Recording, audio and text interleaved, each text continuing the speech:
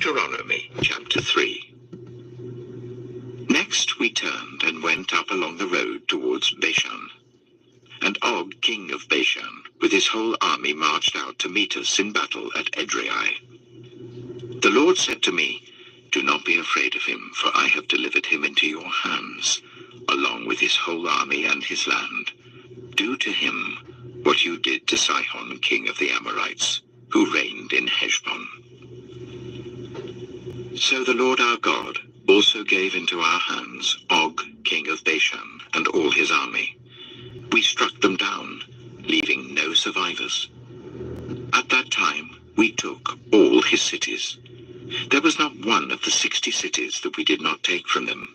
The whole region of Argob, Og's kingdom in Bashan. All these cities were fortified with high walls and with gates and bars, and there were also a great many unwalled villages. We completely destroyed them, as we had done with Sihon, king of Heshbon, destroying every city, men, women, and children. But all the livestock and the plunder from their cities we carried off for ourselves.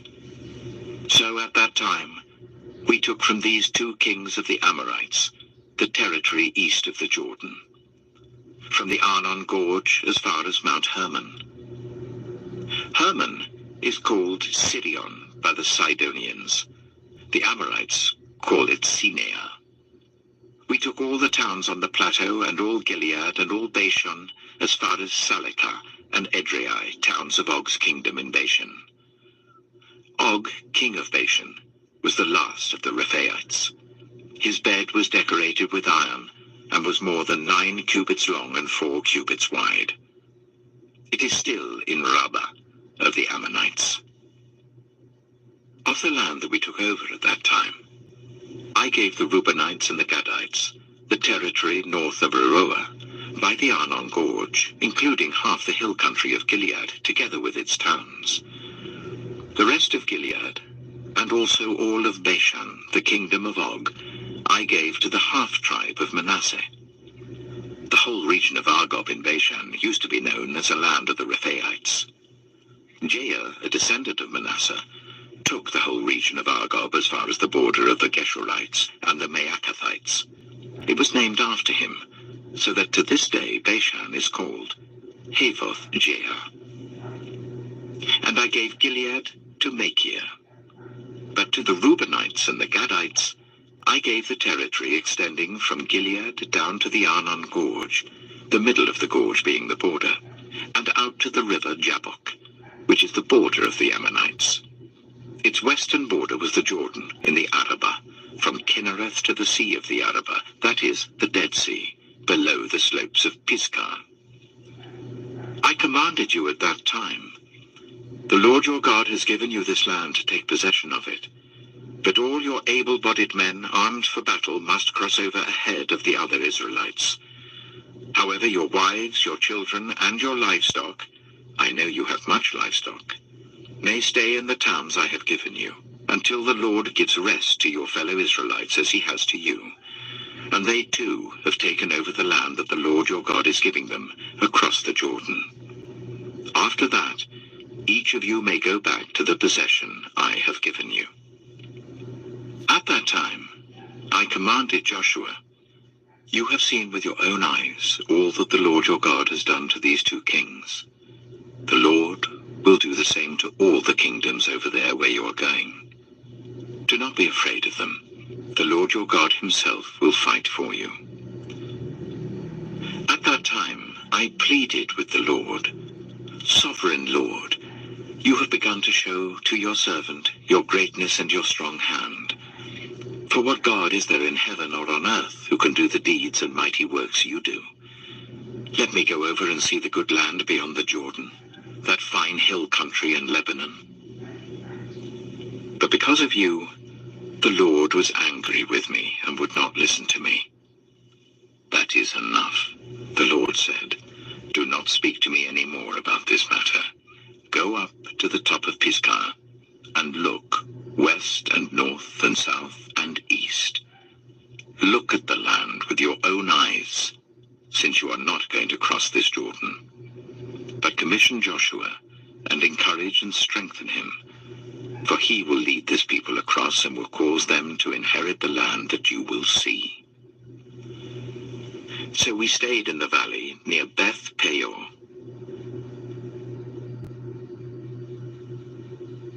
Deuteronomy chapter 4. Now, Israel, hear the decrees and laws I am about to teach you. Follow them so that you may live and may go in and take possession of the land that the Lord, the God of your ancestors, is giving you. Do not add to what I command you, and do not subtract from it, but keep the commands of the Lord your God that I give you. You saw with your own eyes what the Lord did at Baal Peor. The Lord your God destroyed from among you everyone who followed the Baal of Peor. But all of you who held fast to the Lord your God are still alive today. See, I have taught you decrees and laws as the Lord my God commanded me, so that you may follow them in the land you are entering to take possession of it. Observe them carefully, for this will show your wisdom and understanding to the nations, who will hear about all these decrees and say, surely this great nation is a wise and understanding people. What other nation is so great as to have their gods near them, the way the Lord our God is near us, whenever we pray to him? And what other nation is so great as to have such righteous decrees and laws as this body of laws I am setting before you today? Only be careful and watch yourselves closely, so that you do not forget the things your eyes have seen, or let them fade from your heart as long as you live. Teach them to your children and to their children after them.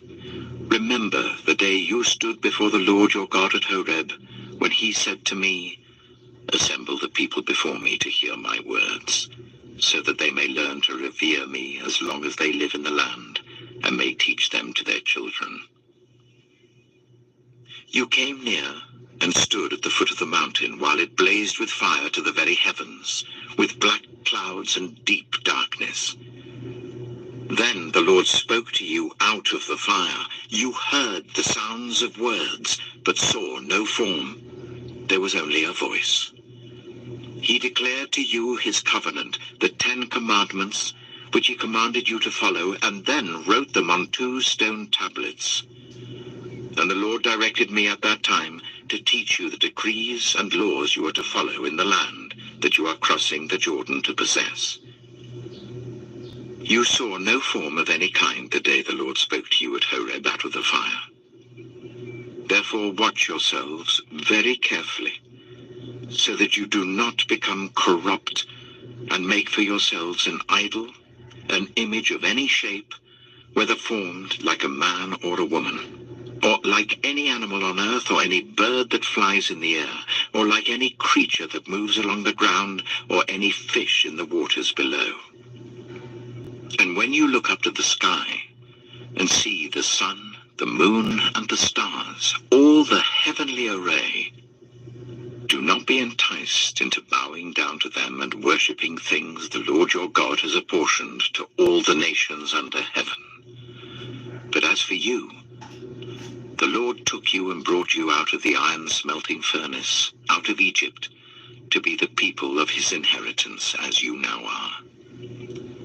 The Lord was angry with me because of you, and he solemnly swore that I would not cross the Jordan and enter the good land the Lord your God is giving you as your inheritance. I will die in this land. I will not cross the Jordan. But you are about to cross over and take possession of that good land. Be careful not to forget the covenant of the Lord your God that he made with you. Do not make for yourselves an idol in the form of anything the Lord your God has forbidden. For the Lord your God is a consuming fire, a jealous God. After you have had children and grandchildren, and have lived in the land a long time, if you then become corrupt and make any kind of idol, doing evil in the eyes of the Lord your God and arousing his anger, I call the heavens and the earth as witnesses against you this day, that you will quickly perish from the land that you are crossing the Jordan to possess. You will not live there long, but will certainly be destroyed. The Lord will scatter you among the peoples, and only a few of you will survive among the nations to which the Lord will drive you. There you will worship man-made gods of wood and stone, which cannot see or hear or eat or smell. But if from there you seek the Lord your God, you will find him if you seek him with all your heart and with all your soul. When you are in distress and all these things have happened to you, then in later days you will return to the Lord your God and obey him. For the Lord your God is a merciful God. He will not abandon or destroy you or forget the covenant with your ancestors, which he confirmed to them by oath. Ask now about the former days, long before your time, from the day God created human beings on the earth. Ask from one end of the heavens to the other, has anything so great as this ever happened? Or has anything like it ever been heard of? Has any other people heard the voice of God speaking out of fire as you have and lived? Has any God ever tried to take for himself one nation out of another nation by testings, by signs and wonders, by war, by a mighty hand and an outstretched arm, or by great and awesome deeds, like all the things the Lord your God did for you in Egypt before your very eyes? You were shown these things, so that you might know that the Lord is God. Besides him, there is no other. From heaven, he made you hear his voice to discipline you. On earth, he showed you his great fire, and you heard his words from out of the fire.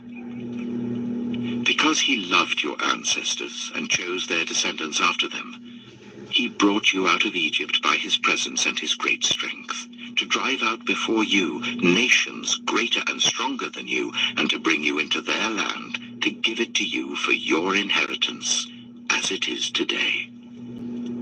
Acknowledge and take to heart this day that the Lord is God, in heaven above and on the earth below.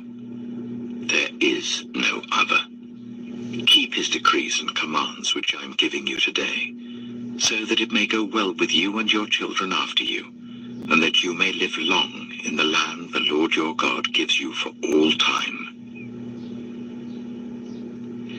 Then Moses set aside 3 cities east of the Jordan, to which anyone who had killed a person could flee if they had unintentionally killed a neighbor without malice aforethought. They could flee into one of these cities and save their life.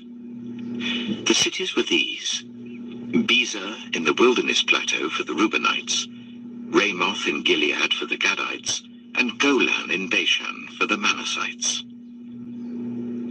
This is the law Moses set before the Israelites. These are the stipulations, decrees, and laws Moses gave them when they came out of Egypt, and were in the valley near Beth Peor east of the Jordan, in the land of Sihon, king of the Amorites, who reigned in Heshbon and was defeated by Moses and the Israelites as they came out of Egypt. They took possession of his land, and the land of Og, king of Bashan, the 2 Amorite kings east of the Jordan. This land extended from Aroeh on the rim of the Arnon Gorge to Mount Sirion, that is, Hermon, and included all the Arabah east of the Jordan as far as the Dead Sea below the slopes of Pisgah. Deuteronomy chapter 5. Moses summoned all Israel and said, "Hear, Israel, the decrees and the laws I declare in your hearing today. Learn them and be sure to follow them. The Lord our God made a covenant with us at Horeb. It was not with our ancestors that the Lord made this covenant, but with us, with all of us who are alive here today. The Lord spoke to you face to face out of the fire on the mountain. At that time, I stood between the Lord and you to declare to you the word of the Lord, because you were afraid of the fire and did not go up the mountain." And he said, am the Lord your God, who brought you out of Egypt, out of the land of slavery. You shall have no other gods before me. You shall not make for yourself an image in the form of anything in heaven above, or on the earth beneath, or in the waters below. You shall not bow down to them, or worship them. For I, the Lord your God, am a jealous God, punishing the children for the sin of the parents to the third and fourth generation of those who hate me, but showing love to 1,000 generations of those who love me and keep my commandments. You shall not misuse the name of the Lord your God, for the Lord will not hold anyone guiltless who misuses his name. Observe the Sabbath day by keeping it holy, as the Lord your God has commanded you. 6 days you shall labor and do all your work, but the seventh day is a Sabbath to the Lord your God. On it you shall not do any work, neither you, nor your son or daughter, nor your male or female servant, nor your ox, your donkey, or any of your animals, nor any foreigner residing in your towns, so that your male and female servants may rest as you do. Remember that you were slaves in Egypt, and that the Lord your God brought you out of there with a mighty hand and an outstretched arm. Therefore the Lord your God has commanded you to observe the Sabbath day. Honor your father and your mother, as the Lord your God has commanded you, so that you may live long, and that it may go well with you in the land the Lord your God is giving you. You shall not murder. You shall not commit adultery. You shall not steal. You shall not give false testimony against your neighbor. You shall not covet your neighbor's wife. You shall not set your desire on your neighbor's house or land, his male or female servant, his ox or donkey, or anything that belongs to your neighbor.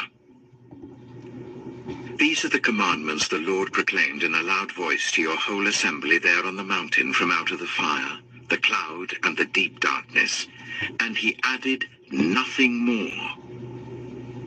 Then he wrote them on 2 stone tablets and gave them to me. When you heard the voice out of the darkness, while the mountain was ablaze with fire, all the leaders of your tribes and your elders came to me. And you said, "The Lord our God has shown us his glory and his majesty, and we have heard his voice from the fire. Today we have seen that a person can live, even if God speaks with them. But now, why should we die? This great fire will consume us, and we will die if we hear the voice of the Lord our God any longer. For what mortal has ever heard the voice of the living God speaking out of fire, as we have, and survived? Go near and listen to all that the Lord our God says. Then tell us whatever the Lord our God tells you. We will listen and obey." The Lord heard you when you spoke to me, and the Lord said to me, "I have heard what this people said to you. Everything they said was good. Oh, that their hearts would be inclined to fear me, and keep all my commands always, so that it might go well with them and their children forever. Go, tell them to return to their tents. But you stay here with me, so that I may give you all the commands, decrees, and laws that you are to teach them to follow in the land I am giving them to possess. So be careful to do what the Lord your God has commanded you. Do not turn aside to the right or to the left. Walk in obedience to all that the Lord your God has commanded you, so that you may live and prosper and prolong your days in the land that you will possess."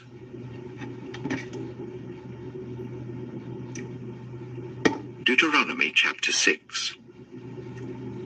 These are the commands, decrees, and laws the Lord your God directed me to teach you, to observe in the land you are crossing the Jordan to possess, so that you, your children and their children after them, may fear the Lord your God as long as you live, by keeping all his decrees and commands that I give you, and so that you may enjoy long life. Hear, Israel, and be careful to obey, so that it may go well with you, and that you may increase greatly in a land flowing with milk and honey, just as the Lord, the God of your ancestors, promised you. Hear, O Israel, the Lord our God, the Lord is one. Love the Lord your God with all your heart, and with all your soul, and with all your strength. These commandments that I give you today are to be on your hearts. Impress them on your children. Talk about them when you sit at home and when you walk along the road, when you lie down and when you get up.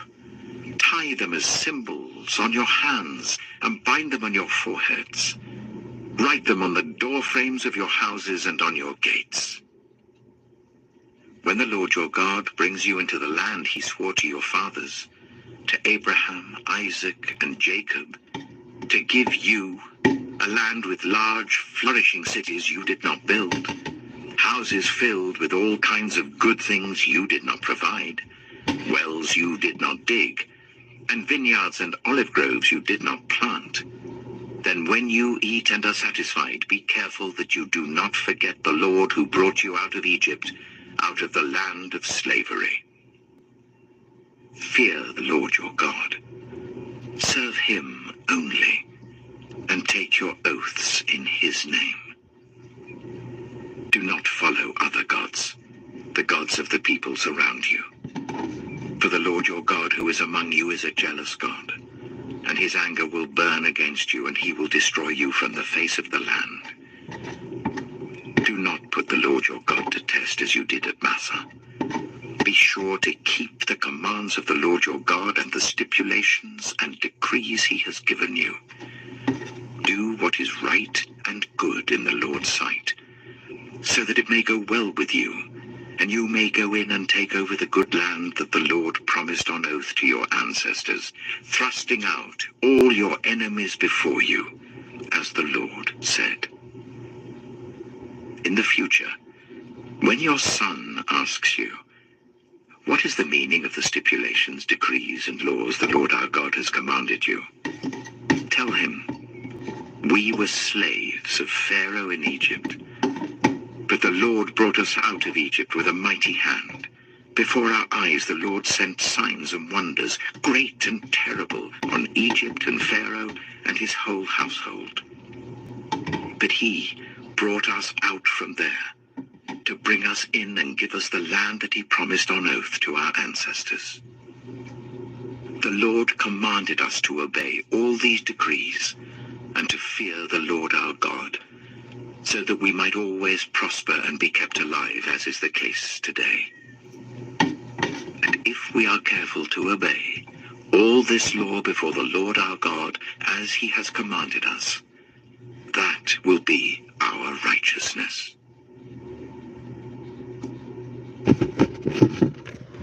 Deuteronomy chapter 7. When the Lord your God brings you into the land you are entering to possess, and drives out before you many nations, the Hittites, Girgashites, Amorites, Canaanites, Perizzites, Hivites, and Jebusites, 7 nations larger and stronger than you. And when the Lord your God has delivered them over to you and you have defeated them, then you must destroy them totally. Make no treaty with them, and show them no mercy.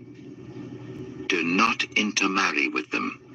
Do not give your daughters to their sons, or take their daughters for your sons, for they will turn your children away from following me to serve other gods, and the Lord's anger will burn against you and will quickly destroy you. This is what you are to do to them. Break down their altars, smash their sacred stones, cut down their Asherah poles, and burn their idols in the fire. For you are a people holy to the Lord your God.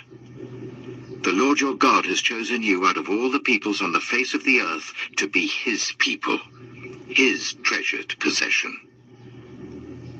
The Lord did not set his affection on you and choose you because you were more numerous than other peoples, for you were the fewest of all peoples.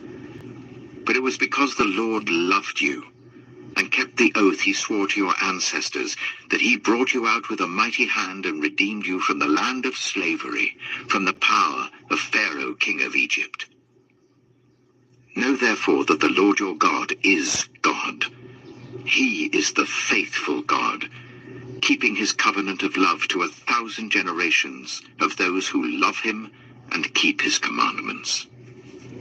But those who hate him, he will repay to their face by destruction. He will not be slow to repay to their face those who hate him. Therefore take care to follow the commands, decrees, and laws I give you today. If you pay attention to these laws and are careful to follow them, then the Lord your God will keep his covenant of love with you as he swore to your ancestors. He will love you and bless you and increase your numbers.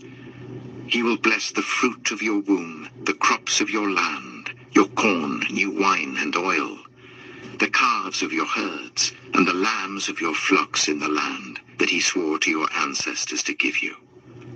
You will be blessed more than any other people. None of your men or women will be childless, nor any of your livestock without young. The Lord will keep you free from every disease.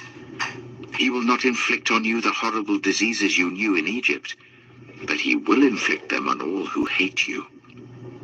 You must destroy all the peoples the Lord your God gives over to you. Do not look on them with pity, and do not serve their gods, for that will be a snare to you. You may say to yourselves, these nations are stronger than we are. How can we drive them out? But do not be afraid of them. Remember well what the Lord your God did to Pharaoh and to all Egypt. You saw with your own eyes the great trials, the signs and wonders, the mighty hand and outstretched arm with which the Lord your God brought you out. The Lord your God will do the same to all the peoples you now fear. Moreover, the Lord your God will send the hornet among them until even the survivors who hide from you have perished. Do not be terrified by them, for the Lord your God who is among you is a great and awesome God. The Lord your God will drive out those nations before you little by little. You will not be allowed to eliminate them all at once, or the wild animals will multiply around you. But the Lord your God will deliver them over to you, throwing them into great confusion until they are destroyed. He will give their kings into your hand, and you will wipe out their names from under heaven. No one will be able to stand up against you. You will destroy them. The images of their gods you are to burn in the fire. Do not covet the silver and gold on them, and do not take it for yourselves, or you will be ensnared by it, for it is detestable to the Lord your God. Do not bring a detestable thing into your house, or you, like it, will be set apart for destruction. Regard it as vile and utterly detest it, for it is set apart for destruction. Deuteronomy chapter 8. Be careful to follow every command I am giving you today, so that you may live and increase and may enter and possess the land that the Lord promised on oath to your ancestors. Remember how the Lord your God led you all the way in the wilderness these 40 years, to humble and test you, in order to know what was in your heart, whether or not you would keep his commands. He humbled you, causing you to hunger and then feeding you with manna, which neither you nor your ancestors had known, to teach you that man does not live on bread alone, but on every word that comes from the mouth of the Lord. Your clothes did not wear out, and your feet did not swell during these 40 years. Know then in your heart that as a man disciplines his son, so the Lord your God disciplines you. Observe the commands of the Lord your God, walking in obedience to him and revering him. For the Lord your God is bringing you into a good land, a land with brooks, streams, and deep springs gushing out into the valleys and hills, a land with wheat and barley, vines and fig trees, pomegranates, olive oil and honey, a land where bread will not be scarce and you will lack nothing, a land where the rocks are iron and you can dig copper out of the hills. When you have eaten and are satisfied, praise the Lord your God for the good land he has given you. Be careful that you do not forget the Lord your God, failing to observe his commands, his laws, and his decrees that I am giving you this day. Otherwise, when you eat and are satisfied, when you build fine houses and settle down, and when your herds and your flocks grow large, and your silver and gold increase, and all that you have is multiplied, then your heart will become proud, and you will forget the Lord your God, who brought you out of Egypt, out of the land of slavery. He led you through the vast and dreadful wilderness, that thirsty and waterless land, with its venomous snakes and scorpions. He brought you water out of hard rock. He gave you manna to eat in the wilderness, something your ancestors had never known, to humble and test you, so that in the end it might go well with you. You may say to yourself, my power and the strength of my hands have produced this wealth for me. But remember the Lord your God, for it is he who gives you the ability to produce wealth, and so confirms his covenant, which he swore to your ancestors, as it is today. If you ever forget the Lord your God, and follow other gods and worship and bow down to them, I testify against you today that you will surely be destroyed. Like the nations the Lord destroyed before you, so you will be destroyed, for not obeying the Lord your God.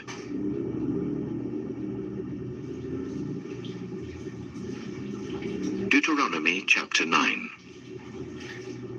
Hear, Israel. You are now about to cross the Jordan to go in and dispossess nations greater and stronger than you, with large cities that have walls up to the sky. The people are strong and tall, Anakites. You know about them, and have heard it said, who can stand up against the Anakites? But be assured today that the Lord your God is the one who goes across ahead of you, like a devouring fire. He will destroy them. He will subdue them before you, and you will drive them out and annihilate them quickly, as the Lord has promised you.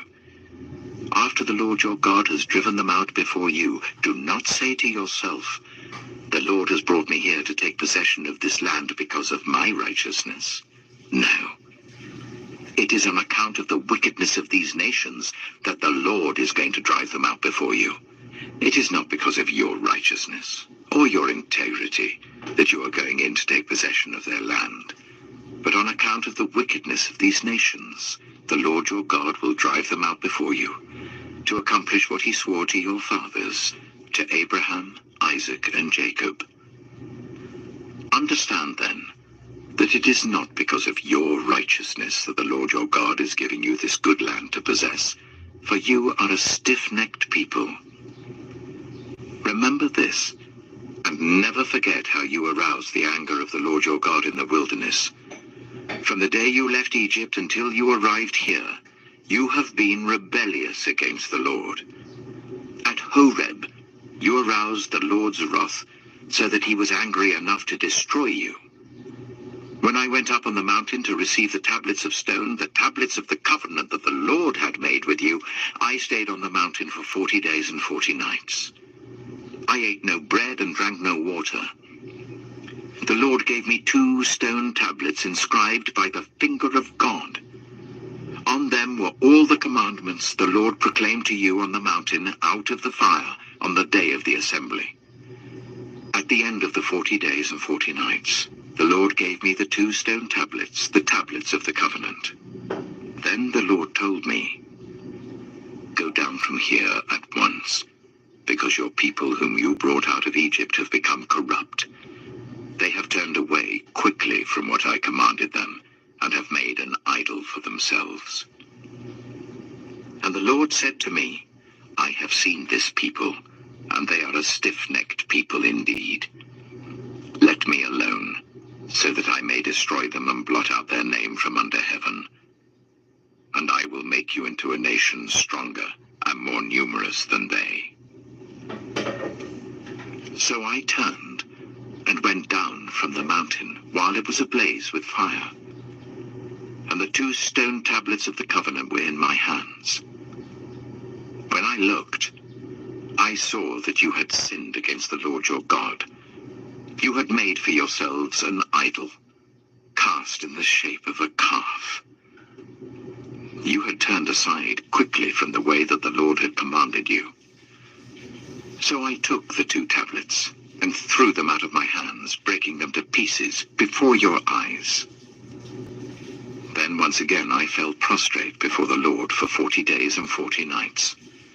I ate no bread and drank no water, because of all the sin you had committed, doing what was evil in the Lord's sight, and so arousing his anger. I feared the anger and wrath of the Lord, for he was angry enough with you to destroy you. But again the Lord listened to me. And the Lord was angry enough with Aaron to destroy him. But at that time I prayed for Aaron too. Also, I took that sinful thing of yours, the calf you had made, and burned it in the fire. Then I crushed it and ground it to powder as fine as dust, and threw the dust into a stream that flowed down the mountain. You also made the Lord angry at Taberah, at Massa, and at Kibroth-Hattaavah. And when the Lord sent you out from Kadesh Barnea, he said, "Go up and take possession of the land I have given you." But you rebelled against the command of the Lord your God. You did not trust him or obey him. You have been rebellious against the Lord ever since I have known you. I lay prostrate before the Lord those 40 days and 40 nights, because the Lord had said he would destroy you. I prayed to the Lord and said, "Sovereign Lord, do not destroy your people, your own inheritance, that you redeemed by your great power and brought out of Egypt with a mighty hand. Remember your servants Abraham, Isaac, and Jacob. Overlook the stubbornness of this people, their wickedness and their sin. Otherwise, the country from which you brought us will say, 'Because the Lord was not able to take them into the land he had promised them, and because he hated them, he brought them out to put them to death in the wilderness.' But they are your people, your inheritance, that you brought out by your great power and your outstretched arm."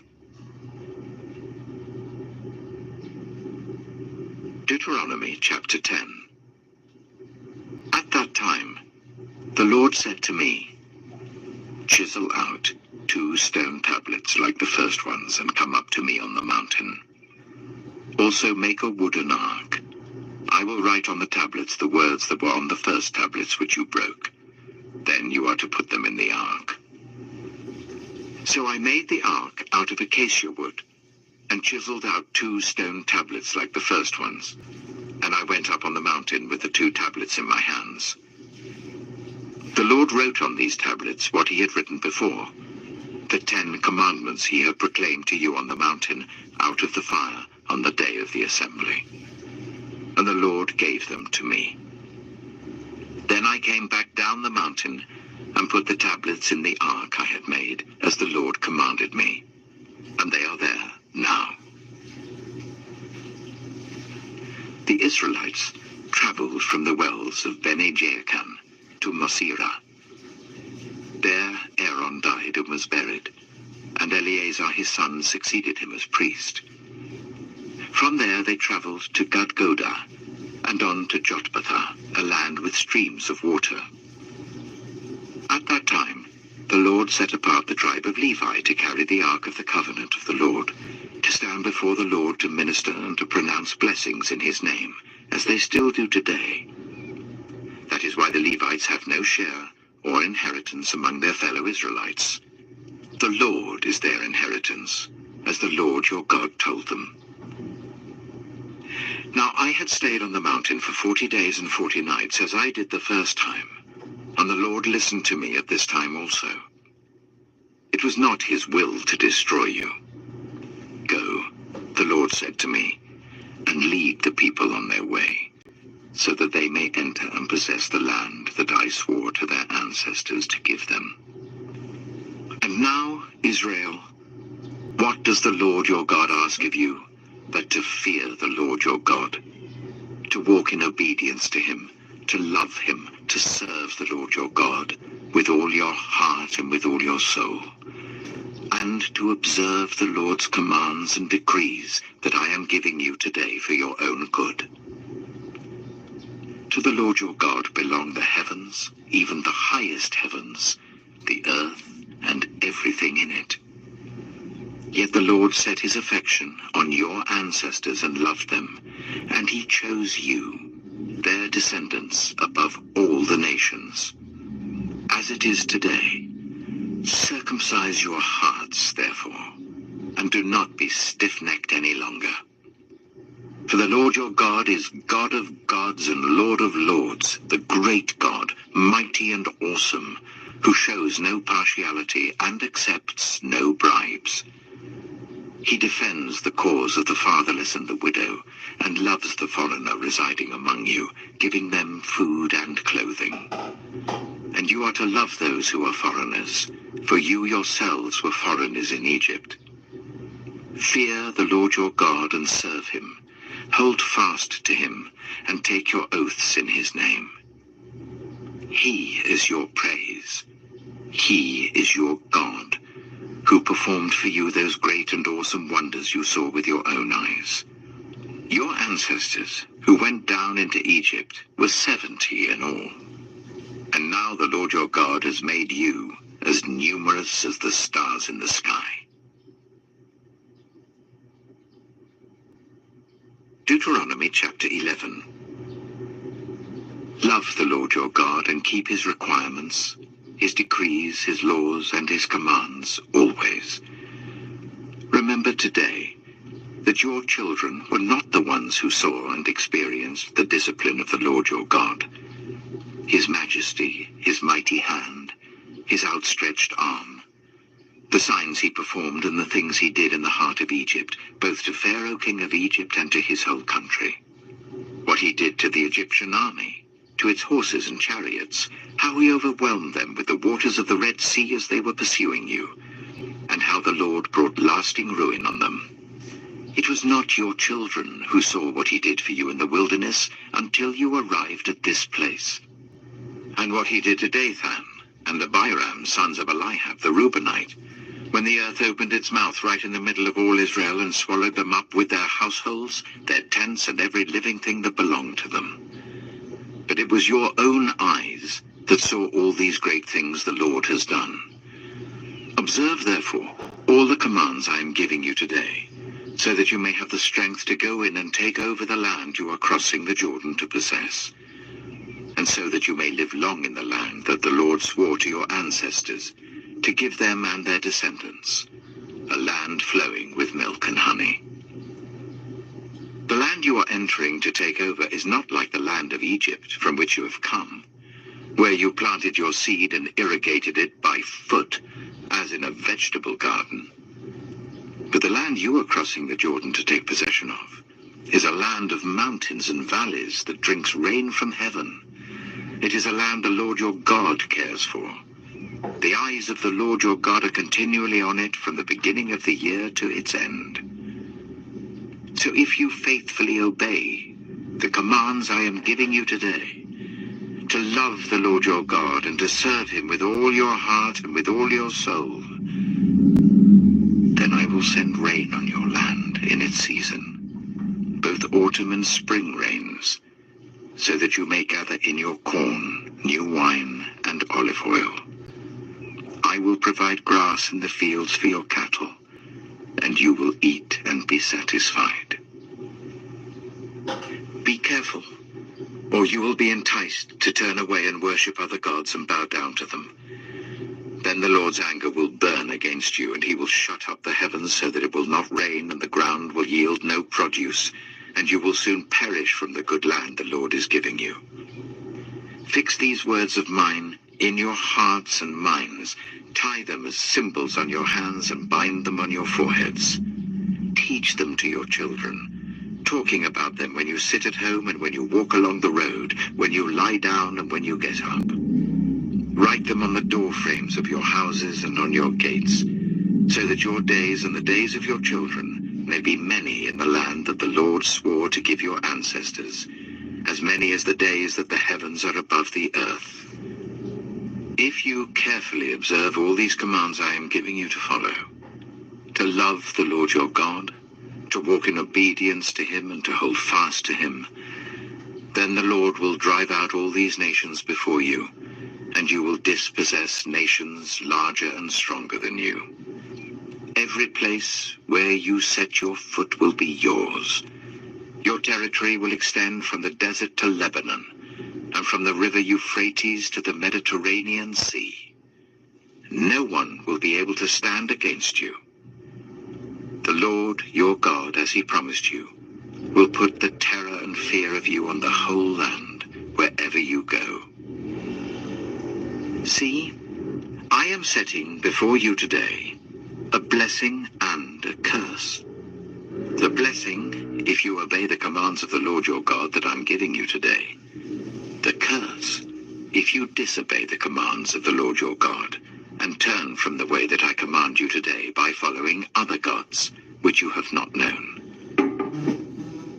When the Lord your God has brought you into the land you are entering to possess, you are to proclaim on Mount Gerizim the blessings, and on Mount Ebal the curses. As you know, these mountains are across the Jordan, westward towards the setting sun, near the great trees of Moreh, in the territory of those Canaanites living in the Arabah, in the vicinity of Gilgal. You are about to cross the Jordan to enter and take possession of the land the Lord your God is giving you. When you have taken it over and are living there, be sure that you obey all the decrees and laws I am setting before you today.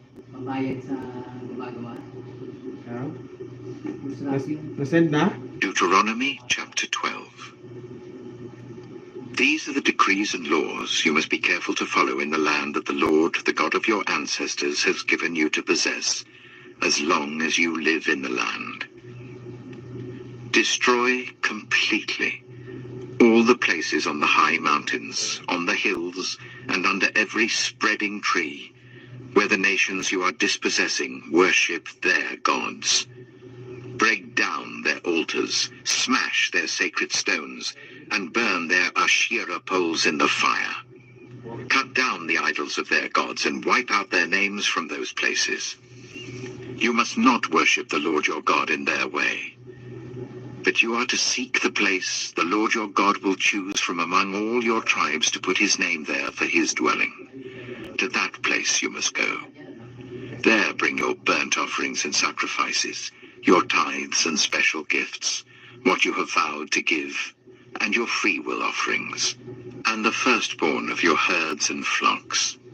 There, in the presence of the Lord your God, you and your families shall eat and shall rejoice in everything you have put your hand to, because the Lord your God has blessed you.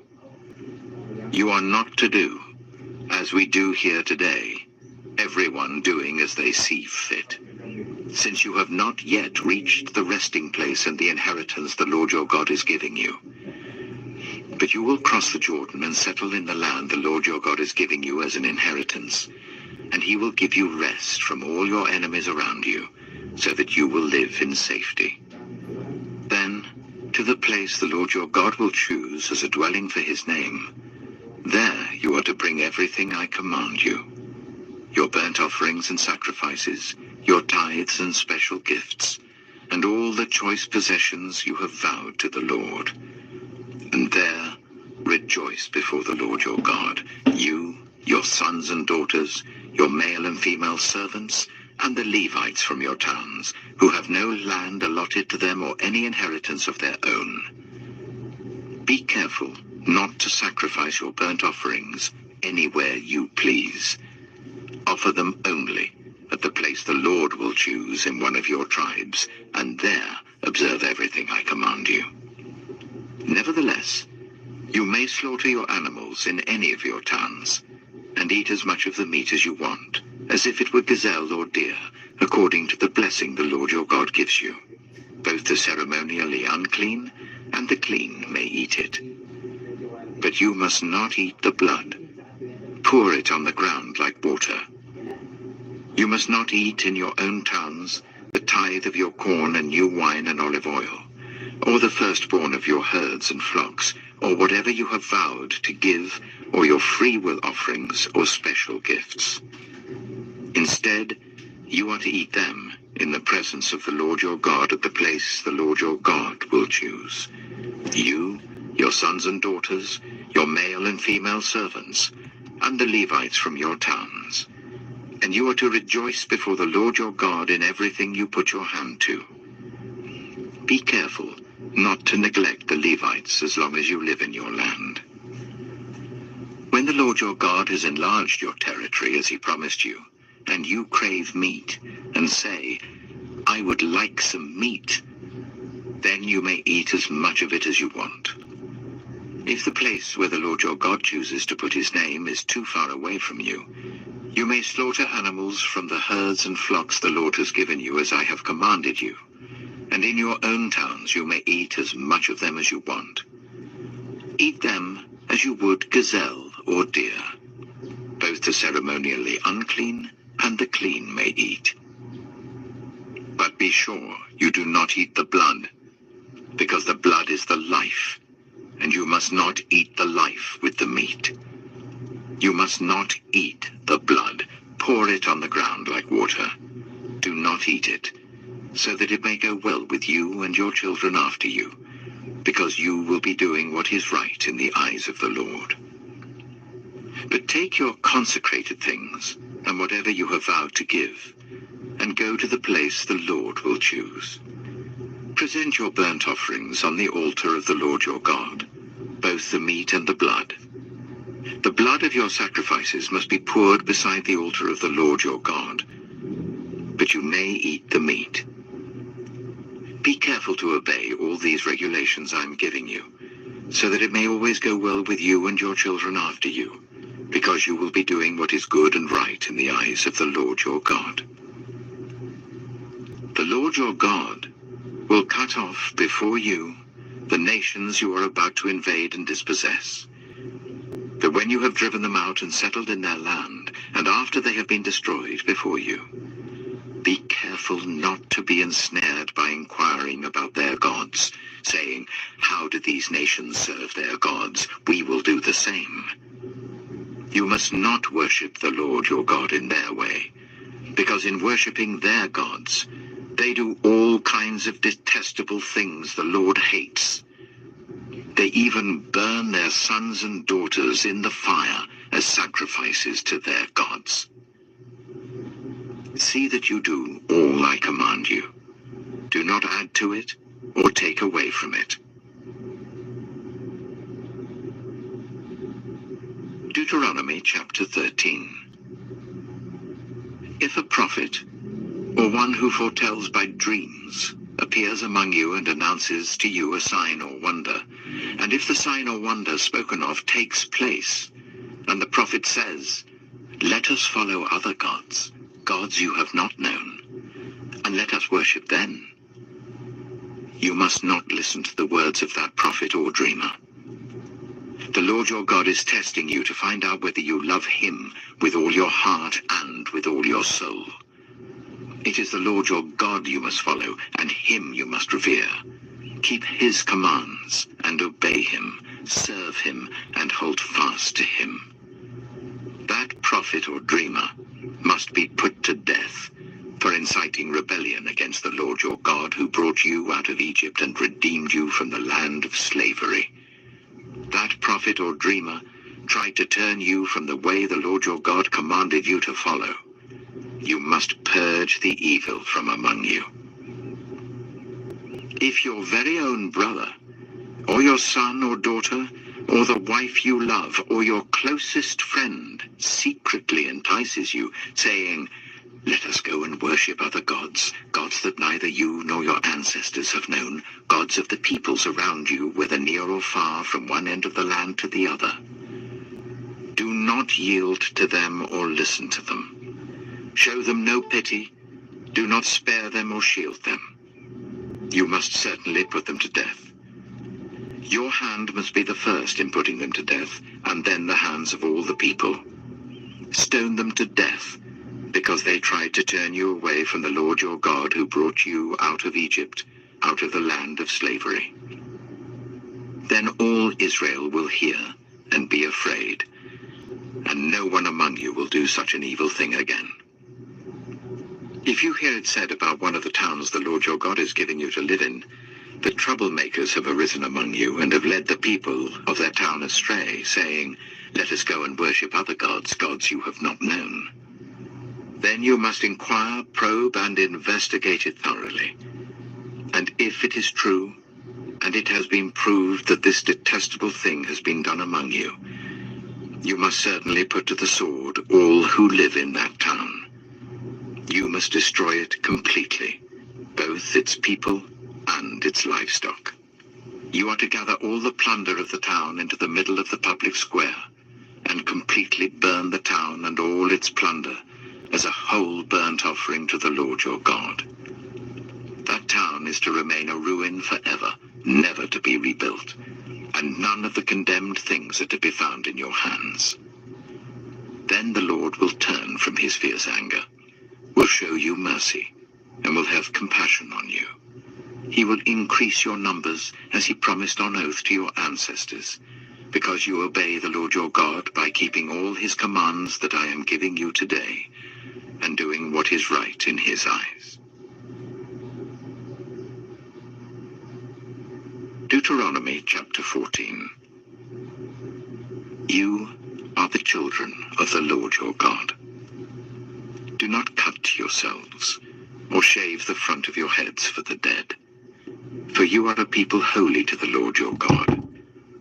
Out of all the peoples on the face of the earth, the Lord has chosen you to be his treasured possession. Do not eat any detestable thing. These are the animals you may eat: the ox, the sheep, the goat, the deer, the gazelle, the roe deer, the wild goat, the ibex, the antelope, and the mountain sheep. You may eat any animal that has a divided hoof and that chews the cud. However, of those that chew the cud or that have a divided hoof, you may not eat the camel, the hare, or the hyrax. Although they chew the cud, they do not have a divided hoof. They are ceremonially unclean for you. The pig is also unclean. Although it has a divided hoof, it does not chew the cud. You are not to eat their meat or touch their carcasses. Of all the creatures living in the water, you may eat any that has fins and scales. But anything that does not have fins and scales you may not eat. For you it is unclean. You may eat any clean bird, but these you may not eat: the eagle, the vulture, the black vulture, the red kite, the black kite, any kind of falcon, any kind of raven, the horned owl, the screech owl, the gull, any kind of hawk, the little owl, the great owl, the white owl, the desert owl, the osprey, the cormorant, the stork, any kind of heron, the hoopoe, and the bat. All flying insects are unclean to you. Do not eat them. But any winged creature that is clean you may eat. Do not eat anything you find already dead. You may give it to the foreigner residing in any of your towns, and they may eat it, or you may sell it to any other foreigner. But you are a people holy to the Lord your God. Do not cook a young goat in its mother's milk. Be sure to set aside 1/10 of all that your fields produce each year. Eat the tithe of your corn, new wine and olive oil, and the firstborn of your herds and flocks in the presence of the Lord your God, at the place he will choose as a dwelling for his name, so that you may learn to revere the Lord your God always. But if that place is too distant, and you have been blessed by the Lord your God and cannot carry your tithe, because the place where the Lord will choose to put his name is so far away, then exchange your tithe for silver, and take the silver with you and go to the place the Lord your God will choose. Use the silver to buy whatever you like: cattle, sheep, wine, or other fermented drink, or anything you wish. Then you and your household shall eat there in the presence of the Lord your God and rejoice. And do not neglect the Levites living in your towns, for they have no land allotted to them, or any inheritance of their own. At the end of every 3 years, bring all the tithes of that year's produce and store it in your towns, so that the Levites, who have no land allotted to them or any inheritance of their own, and the foreigners, the fatherless, and the widows who live in your towns, may come and eat and be satisfied, and so that the Lord your God may bless you in all the work of your hands. Deuteronomy chapter 15. At the end of every 7 years, you must cancel debts. This is how it is to be done. Every creditor shall cancel any loan they have made to a fellow Israelite. They shall not require payment from anyone among their own people, because the Lord's time for cancelling debts has been proclaimed. You may require payment from a foreigner, but you must cancel any debt your fellow Israelite owes you. However, there need be no poor people among you, for in the land the Lord your God is giving you to possess as your inheritance, he will richly bless you, if only you fully obey the Lord your God and are careful to follow all these commands I am giving you today. For the Lord your God will bless you as he promised, and you will lend to many nations, but will borrow from none. You will rule over many nations, but none will rule over you. If anyone is poor among your fellow Israelites, in any of the towns of the land that the Lord your God is giving you, do not be hard-hearted or tight-fisted towards them. Rather, be open-handed and freely lend them whatever they need.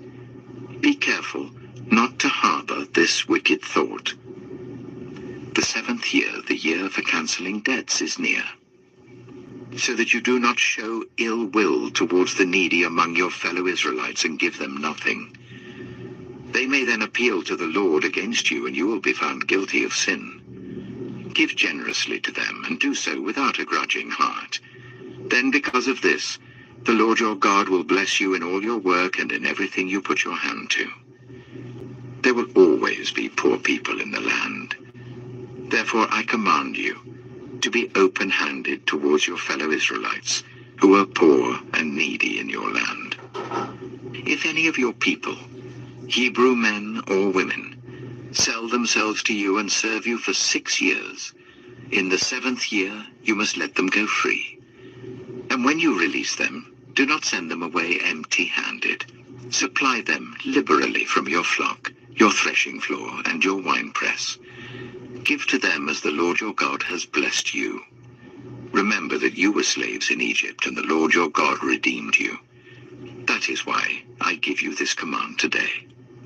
But if your servant says to you, I do not want to leave you, because he loves you and your family, and is well off with you, then take an awl, and push it through his earlobe into the door, and he will become your servant for life. Do the same for your female servant. Do not consider it a hardship to set your servant free, because their service to you these 6 years has been worth twice as much as that of a hired hand, and the Lord your God will bless you in everything you do. Set apart for the Lord your God every firstborn male of your herds and flocks. Do not put the firstborn of your oxen to work, and do not shear the firstborn of your sheep. Each year, you and your family are to eat them in the presence of the Lord your God at the place he will choose. If an animal has a defect, is lame or blind, or has any serious flaw, you must not sacrifice it to the Lord your God. You are to eat it in your own towns. Both the ceremonially unclean and the clean may eat it, as if it were gazelle or deer. But you must not eat the blood. Pour it on the ground like water. Deuteronomy chapter 16. Observe the month of Aviv, and celebrate the Passover of the Lord your God, because in the month of Aviv he brought you out of Egypt by night. Sacrifice as the Passover to the Lord your God an animal from your flock or herd at the place the Lord will choose as a dwelling for his name. Do not eat it with bread made with yeast, but for 7 days eat unleavened bread, the bread of affliction, because you left Egypt in haste, so that all the days of your life you may remember the time of your departure from Egypt. Let no yeast be found in your possession in all your land for 7 days. Do not let any of the meat you sacrifice on the evening of the first day remain until morning. You must not sacrifice the Passover in any town the Lord your God gives you, except in the place he will choose as a dwelling for his name. There you must sacrifice the Passover in the evening when the sun goes down, on the anniversary of your departure from Egypt. Roast it and eat it at the place the Lord your God will choose. Then in the morning return to your tents. For 6 days eat unleavened bread, and on the 7th day hold an assembly to the Lord your God, and do no work. Count 7 weeks from the time you begin to put the sickle to the standing corn. Then celebrate the festival of weeks to the Lord your God, by giving a free will offering in proportion to the blessings the Lord your God has given you. And rejoice before the Lord your God at the place he will choose as a dwelling for his name. You, your sons and daughters, your male and female servants, the Levites in your towns, and the foreigners, the fatherless and the widows living among you. Remember that you were slaves in Egypt, and follow carefully these decrees. Celebrate the festival of tabernacles for 7 days, after you have gathered the produce of your threshing floor and your winepress. Be joyful at your festival, you, your sons and daughters, your male and female servants, and the Levites, the foreigners, the fatherless and the widows who live in your towns. For 7 days celebrate the festival to the Lord your God at the place the Lord will choose. For the Lord your God will bless you in all your harvest and in all the work of your hands, and your joy will be complete. 3 times a year, all your men must appear before the Lord your God at the place he will choose, at the festival of unleavened bread, the festival of weeks, and the festival of tabernacles. No one should appear before the Lord empty-handed. Each of you must bring a gift in proportion to the way the Lord your God has blessed you. Appoint judges and officials for each of your tribes in every town the Lord your God is giving you, and they shall judge the people fairly. Do not pervert justice or show partiality. Do not accept a bribe, for a bribe blinds the eyes of the wise and twists the words of the innocent. Follow justice and justice alone, so that you may live and possess the land the Lord your God is giving you. Do not set up any wooden Asherah pole beside the altar you build to the Lord your God, and do not erect a sacred stone, for these the Lord your God hates. Deuteronomy chapter 17. Do not sacrifice to the Lord your God an ox or a sheep that has any defect or flaw in it, for that would be detestable to him. If a man or woman living among you in one of the towns the Lord gives you is found doing evil in the eyes of the Lord your God, in violation of his covenant, and contrary to my command, has worshipped other gods, bowing down to them, or to the sun, or the moon, or the stars in the sky, and this has been brought to your attention, then you must investigate it thoroughly.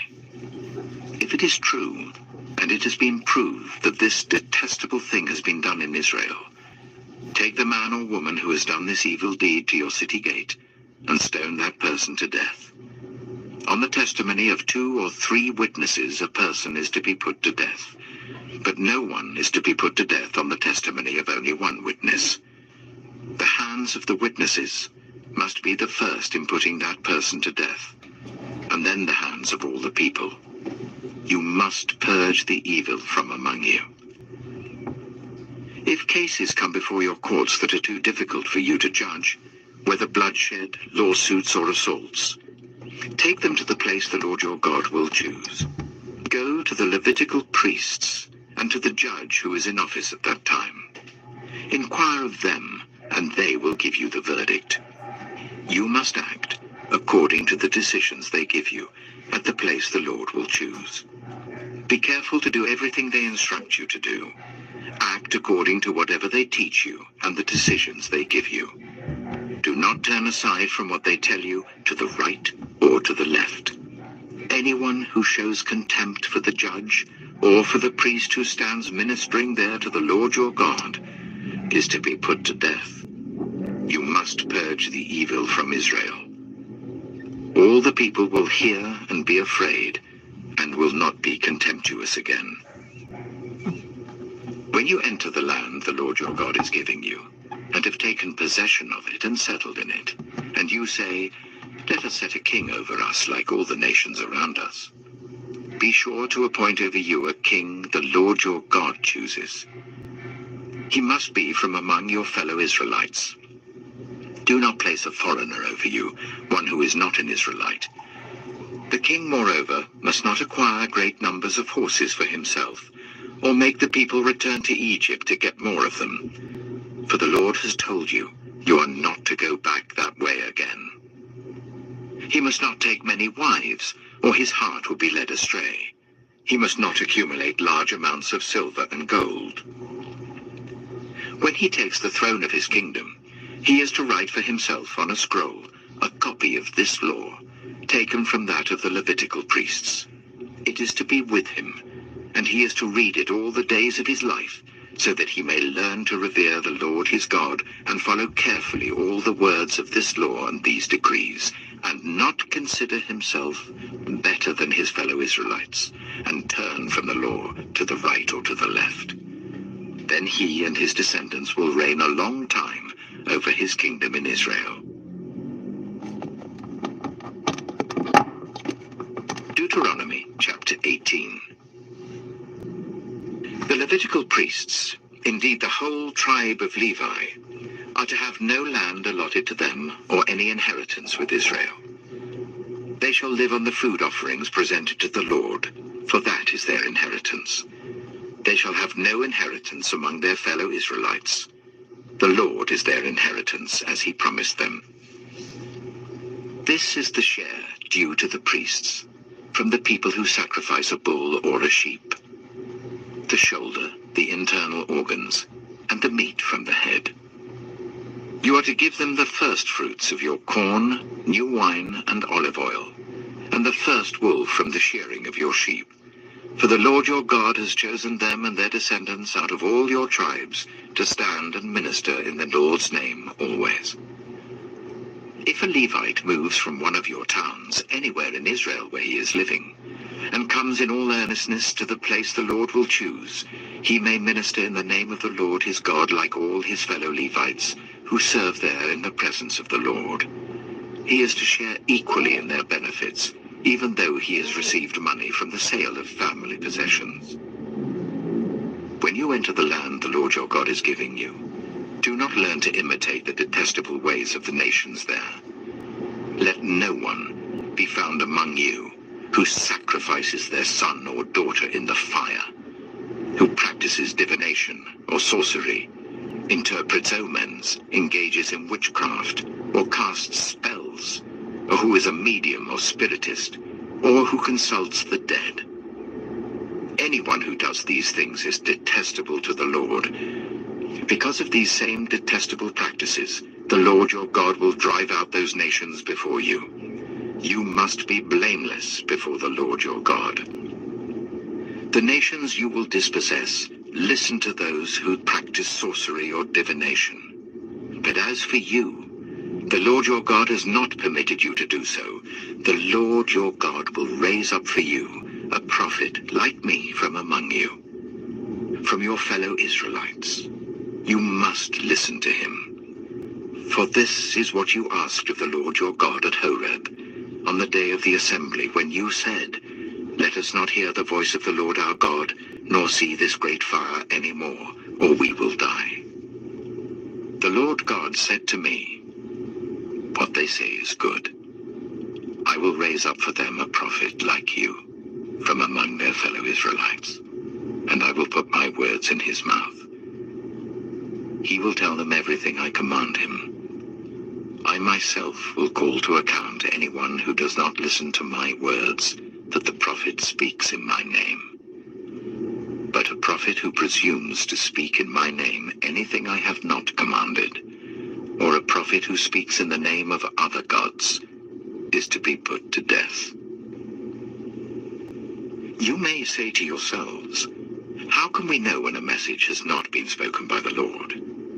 If what a prophet proclaims in the name of the Lord does not take place or come true, that is a message the Lord has not spoken. That prophet has spoken presumptuously, so do not be alarmed. Deuteronomy chapter 19. When the Lord your God has destroyed the nations whose land he is giving you, and when you have driven them out and settled in their towns and houses, then set aside for yourselves 3 cities in the land the Lord your God is giving you to possess.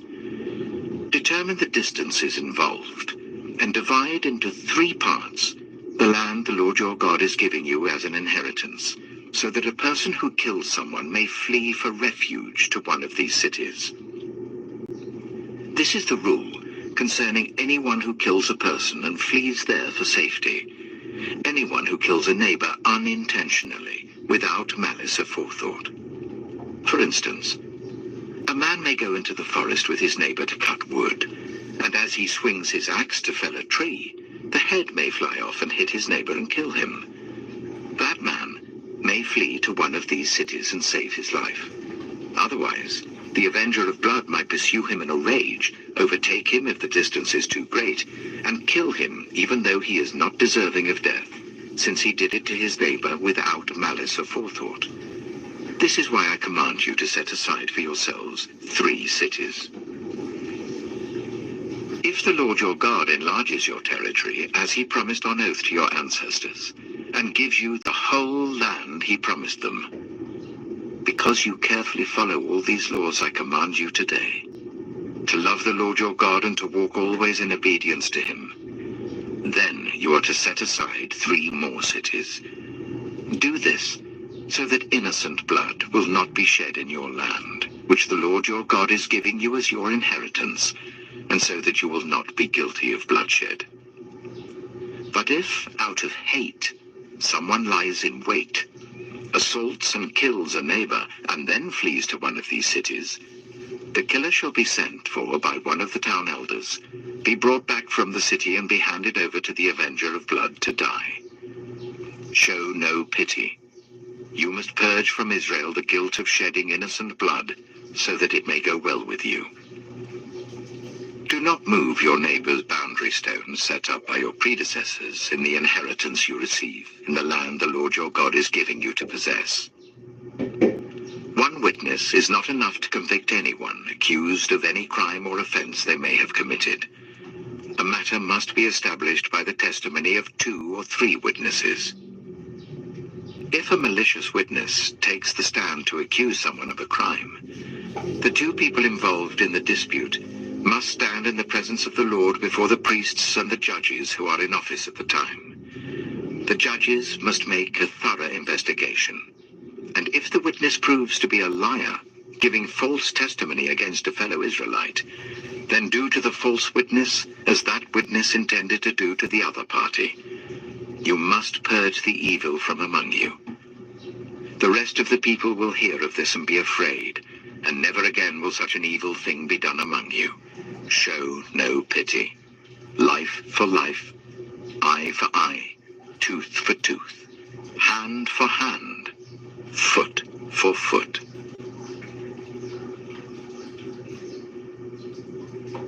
Deuteronomy chapter 20. When you go to war against your enemies, and see horses and chariots, and an army greater than yours, do not be afraid of them, because the Lord your God who brought you up out of Egypt will be with you. When you are about to go into battle, the priest shall come forward and address the army. He shall say, "Hear, Israel, today you are going into battle against your enemies. Do not be faint-hearted or afraid. Do not panic or be terrified by them. For the Lord your God is the one who goes with you to fight for you against your enemies, to give you victory." The officers shall say to the army, "Has anyone built a new house and not yet begun to live in it? Let him go home, or he may die in battle and someone else may begin to live in it.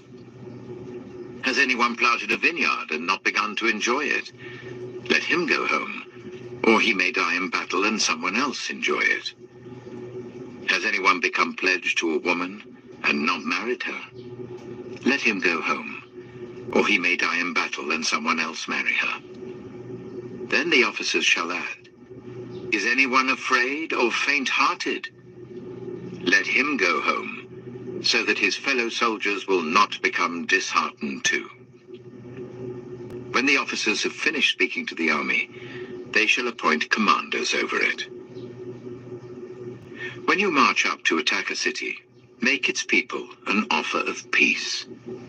If they accept and open their gates, all the people in it shall be subject to forced labor and shall work for you.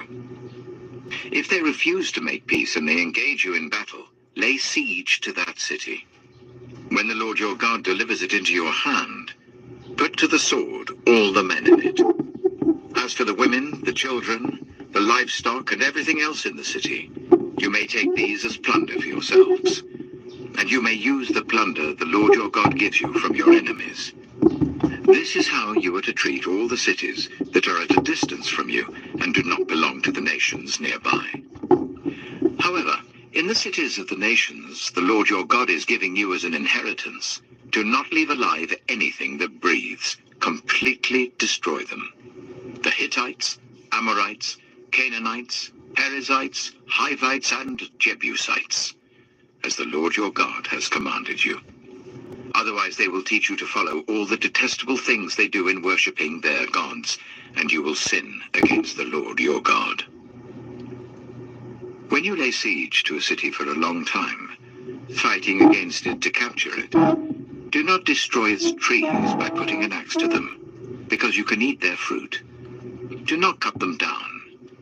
Are the trees people that you should besiege them?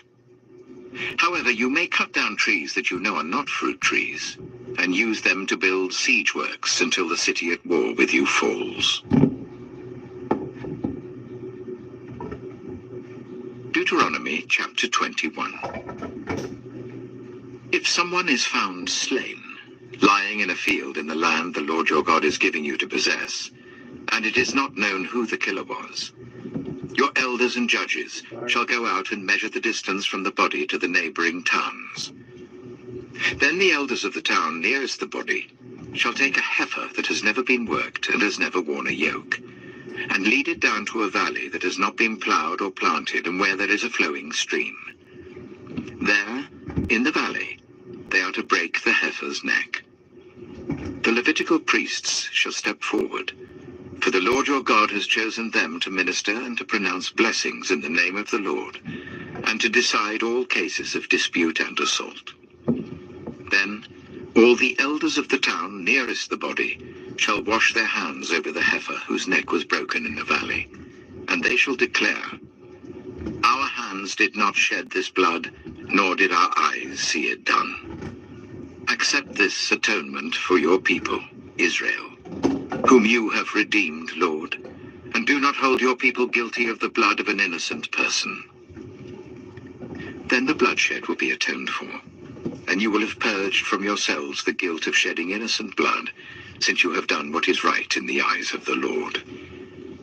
When you go to war against your enemies, and the Lord your God delivers them into your hands, and you take captives, if you notice among the captives a beautiful woman and are attracted to her, you may take her as your wife. Bring her into your home, and make her shave her head, trim her nails, and put aside the clothes she was wearing when captured. After she has lived in your house and mourned her father and mother for a full month, then you may go to her and be her husband, and she shall be your wife. If you are not pleased with her, let her go wherever she wishes. You must not sell her or treat her as a slave, since you have dishonored her. If a man has 2 wives, and he loves one but not the other, and both bear him sons, but the firstborn is the son of the wife he does not love, when he wills his property to his sons, he must not give the rights of the firstborn to the son of the wife he loves, in preference to his actual firstborn, the son of the wife he does not love. He must acknowledge the son of his unloved wife as the firstborn by giving him a double share of all he has. That son is the first sign of his father's strength. The right of the firstborn belongs to him. If someone has a stubborn and rebellious son, who does not obey his father and mother, and will not listen to them when they discipline him, his father and mother shall take hold of him, and bring him to the elders at the gate of his town. They shall say to the elders, "This son of ours is stubborn and rebellious. He will not obey us. He is a glutton and a drunkard." Then all the men of his town are to stone him to death. You must purge the evil from among you. All Israel will hear of it and be afraid. If someone guilty of a capital offense is put to death and their body is exposed on a pole, you must not leave the body hanging on the pole overnight. Be sure to bury it that same day, because anyone who is hung on a pole is under God's curse. You must not desecrate the land the Lord your God is giving you as an inheritance. Deuteronomy chapter 22. If you see your fellow Israelites' ox or sheep straying, do not ignore it, but be sure to take it back to its owner.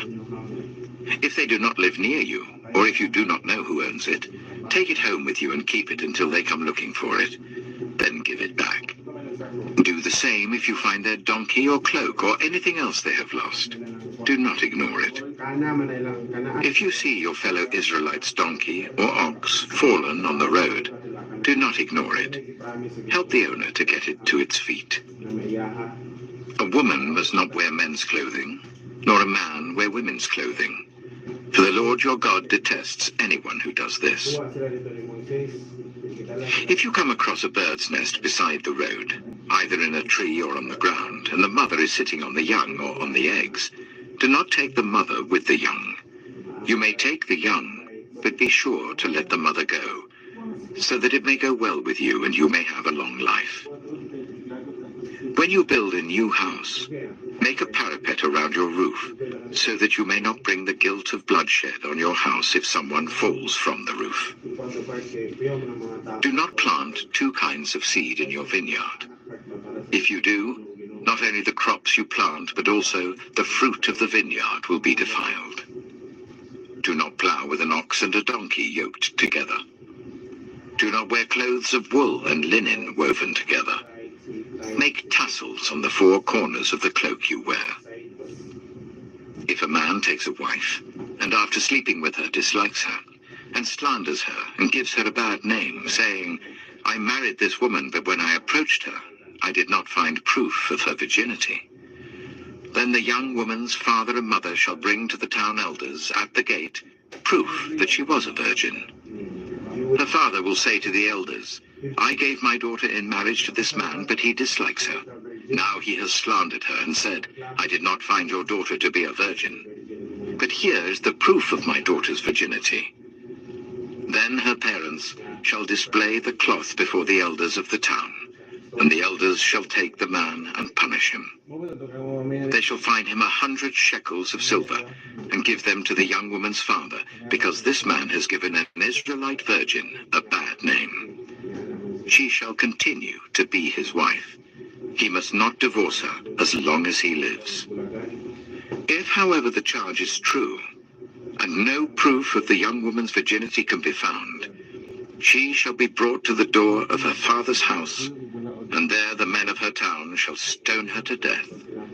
She has done an outrageous thing in Israel by being promiscuous while still in her father's house. You must purge the evil from among you. If a man is found sleeping with another man's wife, both the man who slept with her and the woman must die. You must purge the evil from Israel. If a man happens to meet in a town a virgin pledged to be married and he sleeps with her, you shall take both of them to the gate of that town and stone them to death. The young woman because she was in a town and did not scream for help, and the man because he violated another man's wife. You must purge the evil from among you.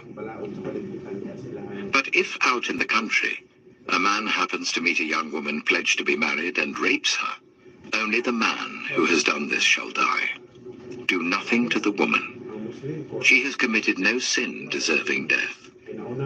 This case is like that of someone who attacks and murders a neighbor. For the man found the young woman out in the country, and though the betrothed woman screamed, there was no one to rescue her.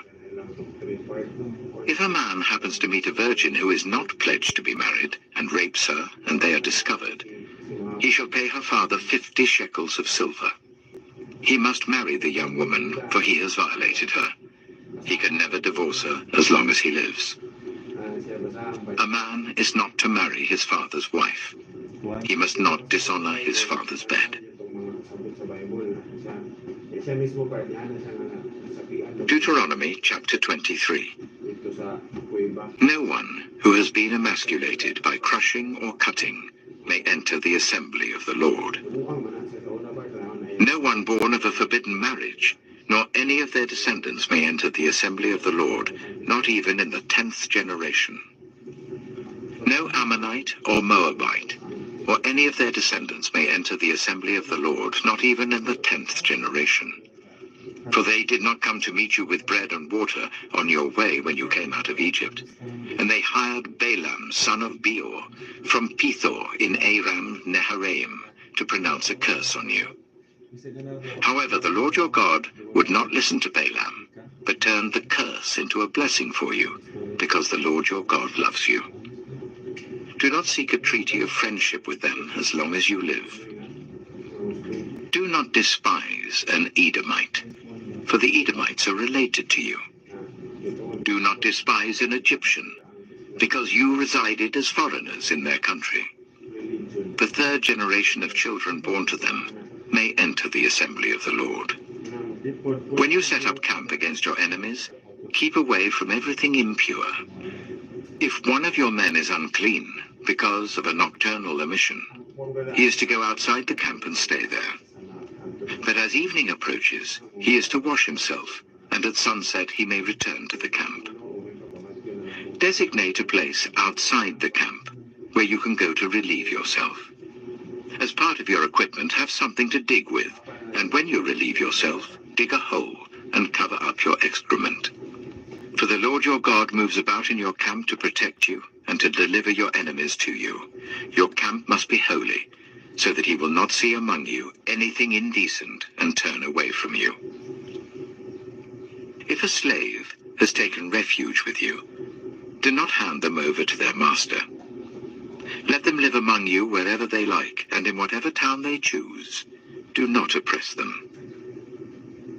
No Israelite man or woman is to become a shrine prostitute. You must not bring the earnings of a female prostitute or of a male prostitute into the house of the Lord your God to pay any vow, because the Lord your God detests them both. Do not charge a fellow Israelite interest, whether on money or food or anything else that may earn interest. You may charge a foreigner interest, but not a fellow Israelite, so that the Lord your God may bless you in everything you put your hand to, in the land you are entering to possess. If you make a vow to the Lord your God, do not be slow to pay it, for the Lord your God will certainly demand it of you, and you will be guilty of sin.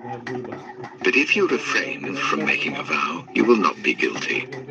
Whatever your lips utter, you must be sure to do, because you made your vow freely to the Lord your God with your own mouth.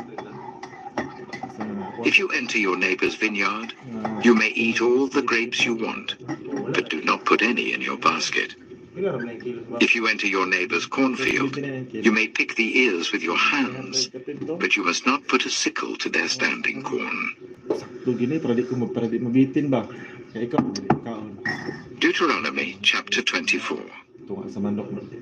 If a man marries a woman who becomes displeasing to him because he finds something indecent about her, and he writes her a certificate of divorce, gives it to her and sends her from his house, and if after she leaves his house she becomes the wife of another man, and her second husband dislikes her and writes her a certificate of divorce, gives it to her and sends her from his house, or if he dies, then her first husband who divorced her is not allowed to marry her again after she has been defiled. That would be detestable in the eyes of the Lord. Do not bring sin upon the land the Lord your God is giving you as an inheritance. If a man has recently married, he must not be sent to war or have any other duty laid on him. For 1 year, he is to be free to stay at home and bring happiness to the wife he has married. Do not take a pair of millstones, not even the upper one, as security for a debt, because that would be taking a person's livelihood as security. If someone is caught kidnapping a fellow Israelite and treating or selling them as a slave, the kidnapper must die. You must purge the evil from among you. In cases of defiling skin diseases, be very careful to do exactly as the Levitical priests instruct you. You must follow carefully what I have commanded them. Remember what the Lord your God did to Miriam along the way after you came out of Egypt. When you make a loan of any kind to your neighbor, do not go into the house to get what is offered to you as a pledge. Stay outside and let the neighbor to whom you are making the loan bring the pledge out to you. If the neighbor is poor, do not go to sleep with their pledge in your possession. Return their cloak by sunset so that your neighbor may sleep in it. Then they will thank you, and it will be regarded as a righteous act in the sight of the Lord your God. Do not take advantage of a hired worker who is poor and needy, whether that worker is a fellow Israelite or a foreigner residing in one of your towns. Pay them their wages each day before sunset, because they are poor and are counting on it. Otherwise they may cry to the Lord against you, and you will be guilty of sin.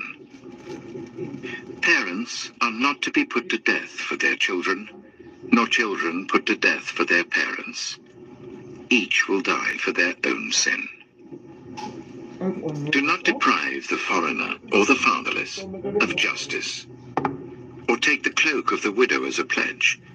Remember that you were slaves in Egypt, and the Lord your God redeemed you from there. That is why I command you to do this. When you are harvesting in your field and you overlook a sheaf, do not go back to get it. Leave it for the foreigner, the fatherless, and the widow, so that the Lord your God may bless you in all the work of your hands. When you beat the olives from your trees, do not go over the branches a second time. Leave what remains for the foreigner, the fatherless, and the widow. When you harvest the grapes in your vineyard, do not go over the vines again. Leave what remains for the foreigner, the fatherless, and the widow. Remember that you were slaves in Egypt. That is why I command you to do this. Deuteronomy chapter 25. When people have a dispute, they are to take it to court, and the judges will decide the case, acquitting the innocent and condemning the guilty. If the guilty person deserves to be beaten, the judge shall make them lie down and have them flogged in his presence with the number of lashes the crime deserves. But the judge must not impose more than 40 lashes. If the guilty party is flogged more than that, your fellow Israelite will be degraded in your eyes. Do not muzzle an ox while it is treading out the grain. If brothers are living together and one of them dies without a son, his widow must not marry outside the family. Her husband's brother shall take her and marry her and fulfill the duty of a brother-in-law to her. The first son she bears shall carry on the name of the dead brother, so that his name will not be blotted out from Israel. However, if a man does not want to marry his brother's wife, she shall go to the elders of the town gate and say, "My husband's brother refuses to carry on his brother's name in Israel. He will not fulfill the duty of a brother-in-law to me." Then the elders of his town shall summon him and talk to him. If he persists in saying, "I do not want to marry her," his brother's widow shall go up to him in the presence of the elders, take off one of his sandals, spit in his face, and say, "This is what is done to the man who will not build up his brother's family line." That man's line shall be known in Israel as the family of the unsandaled. If two men are fighting, and the wife of one of them comes to rescue her husband from his assailant, and she reaches out and seizes him by his private parts, you shall cut off her hand. Show her no pity. Do not have two differing weights in your bag, one heavy, one light. Do not have two differing measures in your house, one large, one small. You must have accurate and honest weights and measures, so that you may live long in the land the Lord your God is giving you. For the Lord your God detests anyone who does these things, anyone who deals dishonestly. Remember what the Amalekites did to you along the way when you came out of Egypt. When you were weary and worn out, they met you on your journey and attacked all who were lagging behind. They had no fear of God. When the Lord your God gives you rest from all the enemies around you in the land he is giving you to possess as an inheritance, you shall blot out the name of Amalek from under heaven. Do not forget. Deuteronomy chapter 26. When you have entered the land the Lord your God is giving you as an inheritance, and have taken possession of it and settled in it, take some of the first fruits of all that you produce from the soil of the land that the Lord your God is giving you, and put them in a basket. Then go to the place that the Lord your God will choose as a dwelling for his name, and say to the priest in office at the time, "I declare today to the Lord your God that I have come to the land the Lord swore to our ancestors to give us." The priest shall take the basket from your hands and set it down in front of the altar of the Lord your God. Then you shall declare before the Lord your God, "My father was a wandering Aramean, and he went down into Egypt with a few people and lived there and became a great nation, powerful and numerous. But the Egyptians ill-treated us and made us suffer, subjecting us to harsh labor. Then we cried out to the Lord, the God of our ancestors, and the Lord heard our voice and saw our misery, toil, and oppression. So the Lord brought us out of Egypt with a mighty hand and an outstretched arm, with great terror and with signs and wonders. He brought us to this place and gave us this land, a land flowing with milk and honey. And now I bring the first fruits of the soil that you, Lord, have given me. Place the basket before the Lord your God and bow down before him. Then you and the Levites and the foreigners residing among you shall rejoice in all the good things the Lord your God has given to you and your household. When you have finished setting aside a tenth of all your produce in the 3rd year, the year of the tithe, you shall give it to the Levite, the foreigner, the fatherless, and the widow, so that they may eat in your towns and be satisfied. Then say to the Lord your God, I have removed from my house the sacred portion, and have given it to the Levite, the foreigner, the fatherless, and the widow, according to all you commanded. I have not turned aside from your commands, nor have I forgotten any of them. I have not eaten any of the sacred portion while I was in mourning, nor have I removed any of it while I was unclean, nor have I offered any of it to the dead. I have obeyed the Lord my God. I have done everything you commanded me. Look down from heaven, your holy dwelling place, and bless your people Israel and the land you have given us, as you promised on oath to our ancestors, a land flowing with milk and honey. The Lord your God commands you this day to follow these decrees and laws. Carefully observe them with all your heart and with all your soul.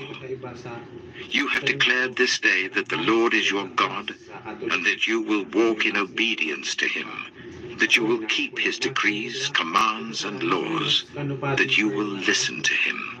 And the Lord has declared this day that you are his people, his treasured possession, as he promised, and that you are to keep all his commands.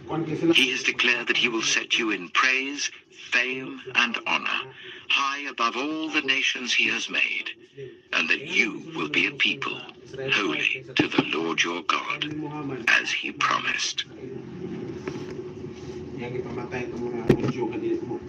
Deuteronomy chapter 27. Moses and the elders of Israel commanded the people, "Keep all these commands that I give you today. When you have crossed the Jordan into the land of the Lord your God is giving you, set up some large stones and coat them with plaster. Write on them all the words of this law. When you have crossed over to enter the land the Lord your God is giving you, a land flowing with milk and honey, just as the Lord, the God of your ancestors, promised you. And when you have crossed the Jordan, set up these stones on Mount Ebal, as I command you today, and coat them with plaster. Build there an altar to the Lord your God, an altar of stones. Do not use any iron tool on them. Build the altar of the Lord your God with stones from the field, and offer burnt offerings on it to the Lord your God. Sacrifice fellowship offerings there, eating them and rejoicing in the presence of the Lord your God. And you shall write very clearly all the words of this law on these stones you have set up." Then Moses and the Levitical priests said to all Israel, "Be silent, Israel, and listen. You have now become the people of the Lord your God. Obey the Lord your God and follow his commands and decrees that I give you today." On the same day, Moses commanded the people, "When you have crossed the Jordan, these tribes shall stand on Mount Gerizim to bless the people: Simeon, Levi, Judah, Issachar, Joseph, and Benjamin. And these tribes shall stand on Mount Ebal to pronounce curses: Reuben, Gad, Asher, Zebulun, Dan, and Naphtali. The Levites shall recite to all the people of Israel in a loud voice, 'Cursed is anyone who makes an idol, a thing detestable to the Lord, the work of skilled hands, and sets it up in secret.' Then all the people shall say, 'Amen.'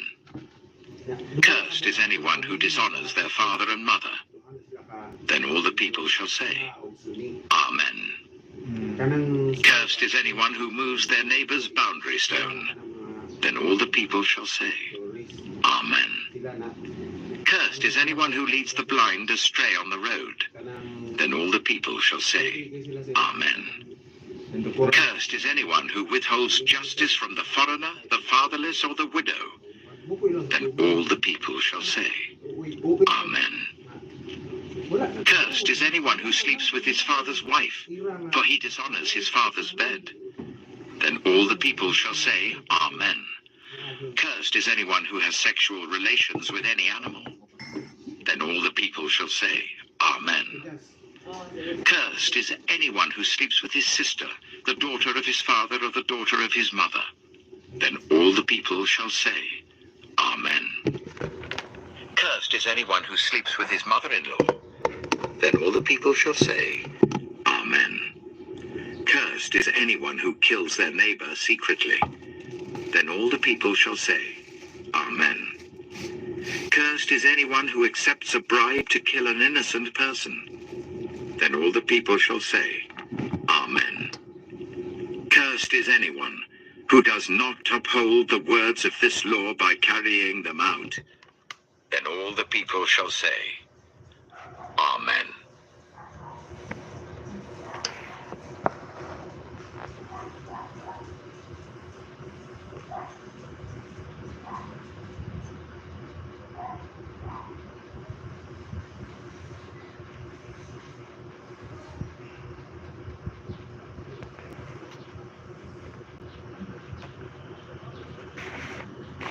Deuteronomy chapter 28. If you fully obey the Lord your God, and carefully follow all his commands that I give you today, the Lord your God will set you high above all the nations on earth. All these blessings will come on you and accompany you if you obey the Lord your God. You will be blessed in the city and blessed in the country. The fruit of your womb will be blessed, and the crops of your land, and the young of your livestock, the calves of your herds, and the lambs of your flocks. Your basket and your kneading trough will be blessed. You will be blessed when you come in and blessed when you go out.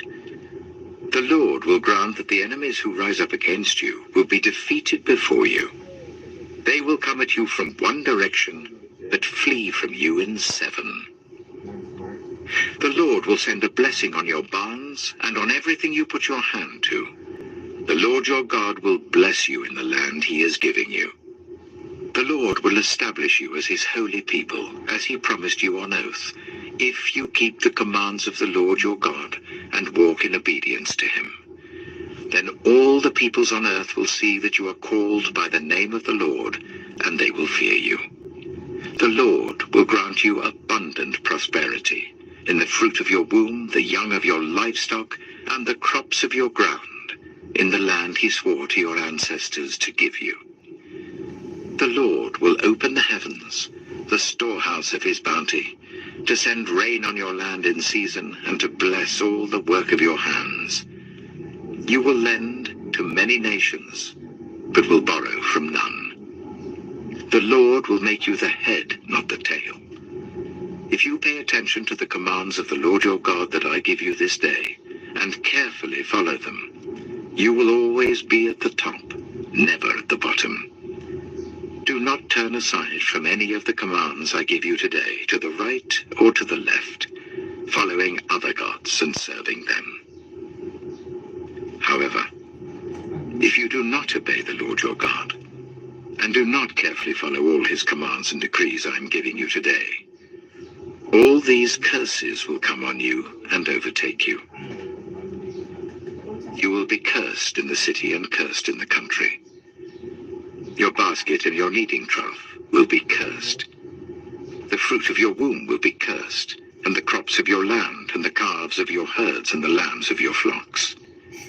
You will be cursed when you come in, and cursed when you go out.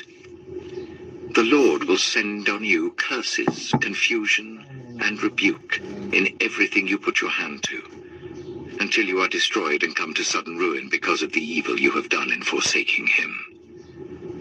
The Lord will plague you with diseases until he has destroyed you from the land you are entering to possess. The Lord will strike you with wasting disease, with fever and inflammation, with scorching heat and drought, with blight and mildew, which will plague you until you perish.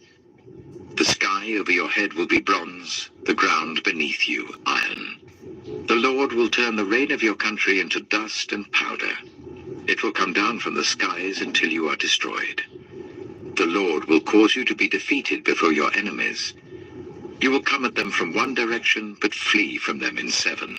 And you will become a thing of horror to all the kingdoms on earth. Your carcasses will be food for all the birds and the wild animals, and there will be no one to frighten them away.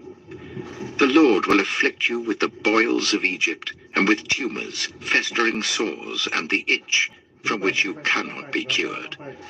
The Lord will afflict you with madness, blindness, and confusion of mind. At midday you will grope about like a blind person in the dark. You will be unsuccessful in everything you do. Day after day you will be oppressed and robbed, with no one to rescue you. You will be pledged to be married to a woman, but another will take her and rape her. You will build a house, but you will not live in it. You will plant a vineyard, but you will not even begin to enjoy its fruit. Your ox will be slaughtered before your eyes, but you will eat none of it.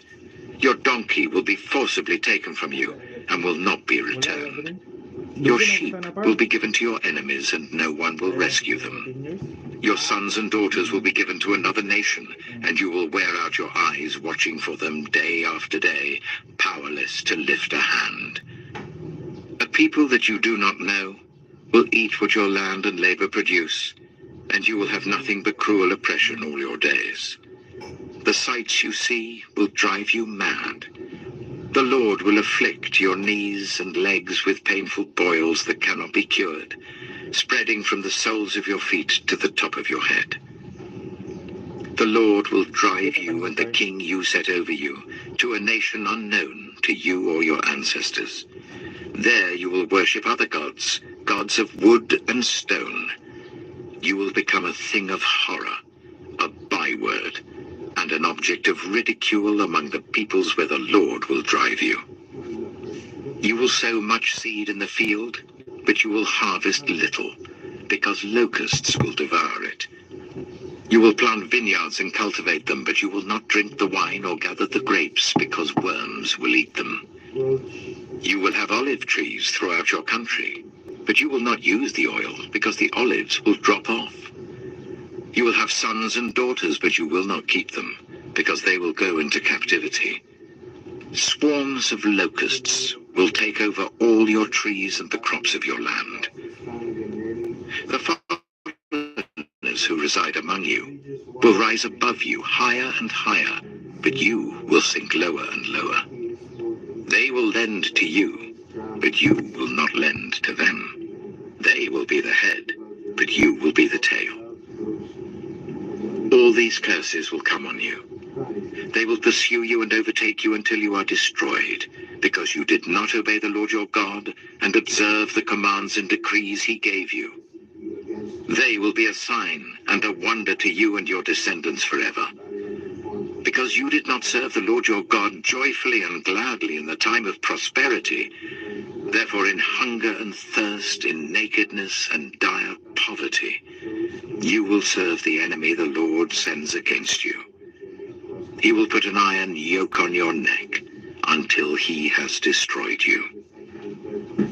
The Lord will bring a nation against you from far away, from the ends of the earth, like an eagle swooping down. A nation whose language you will not understand. A fierce-looking nation without respect for the old or pity for the young. They will devour the young of your livestock and the crops of your land until you are destroyed. They will leave you no corn, new wine, or olive oil, nor any calves of your herds or lambs of your flocks, until you are ruined. They will lay siege to all the cities throughout your land, until the high fortified walls in which you trust fall down. They will besiege all the cities throughout the land the Lord your God is giving you. Because of the suffering your enemy will inflict on you during the siege, you will eat the fruit of the womb, the flesh of the sons and daughters the Lord your God has given you. Even the most gentle and sensitive man among you will have no compassion on his own brother, or the wife he loves, or his surviving children, and he will not give to one of them any of the flesh of his children that he is eating. It will be all he has left, because of the suffering that your enemy will inflict on you during the siege of all your cities. The most gentle and sensitive woman among you, so sensitive and gentle that she would not venture to touch the ground with the sole of her foot, will begrudge the husband she loves and her own son or daughter the afterbirth from her womb and the children she bears. For in her dire need she intends to eat them secretly, because of the suffering your enemy will inflict on you during the siege of your cities. If you do not carefully follow all the words of this law which are written in this book, and do not revere this glorious and awesome name, the Lord your God, the Lord will send fearful plagues on you and your descendants, harsh and prolonged disasters, and severe and lingering illnesses. He will bring on you all the diseases of Egypt that you dreaded, and they will cling to you. The Lord will also bring on you every kind of sickness and disaster not recorded in this book of the law until you are destroyed. You, who are as numerous as the stars in the sky, will be left but few in number, because you did not obey the Lord your God. Just as it pleased the Lord to make you prosper and increase in number, so it will please him to ruin and destroy you. You will be uprooted from the land you are entering to possess. Then the Lord will scatter you among all the nations, from one end of the earth to the other. There you will worship other gods, gods gods of wood and stone which neither you nor your ancestors have known. Among those nations you will find no repose, no resting place for the sole of your foot.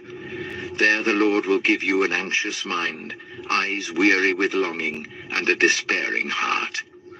You will live in constant suspense, filled with dread both night and day, never sure of your life.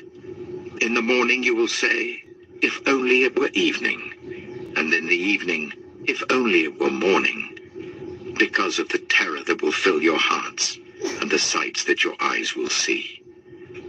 The Lord will send you back in ships to Egypt, on a journey I said you should never make again.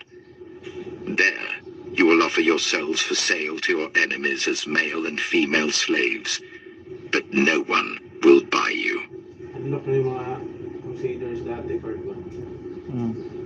Deuteronomy chapter 29. These are the terms of the covenant the Lord commanded Moses to make with the Israelites in Moab, in addition to the covenant he had made with them at Horeb. Moses summoned all the Israelites and said to them, your eyes have seen all that the Lord did in Egypt to Pharaoh, to all his officials, and to all his land. With your own eyes, you saw those great trials, those signs and great wonders.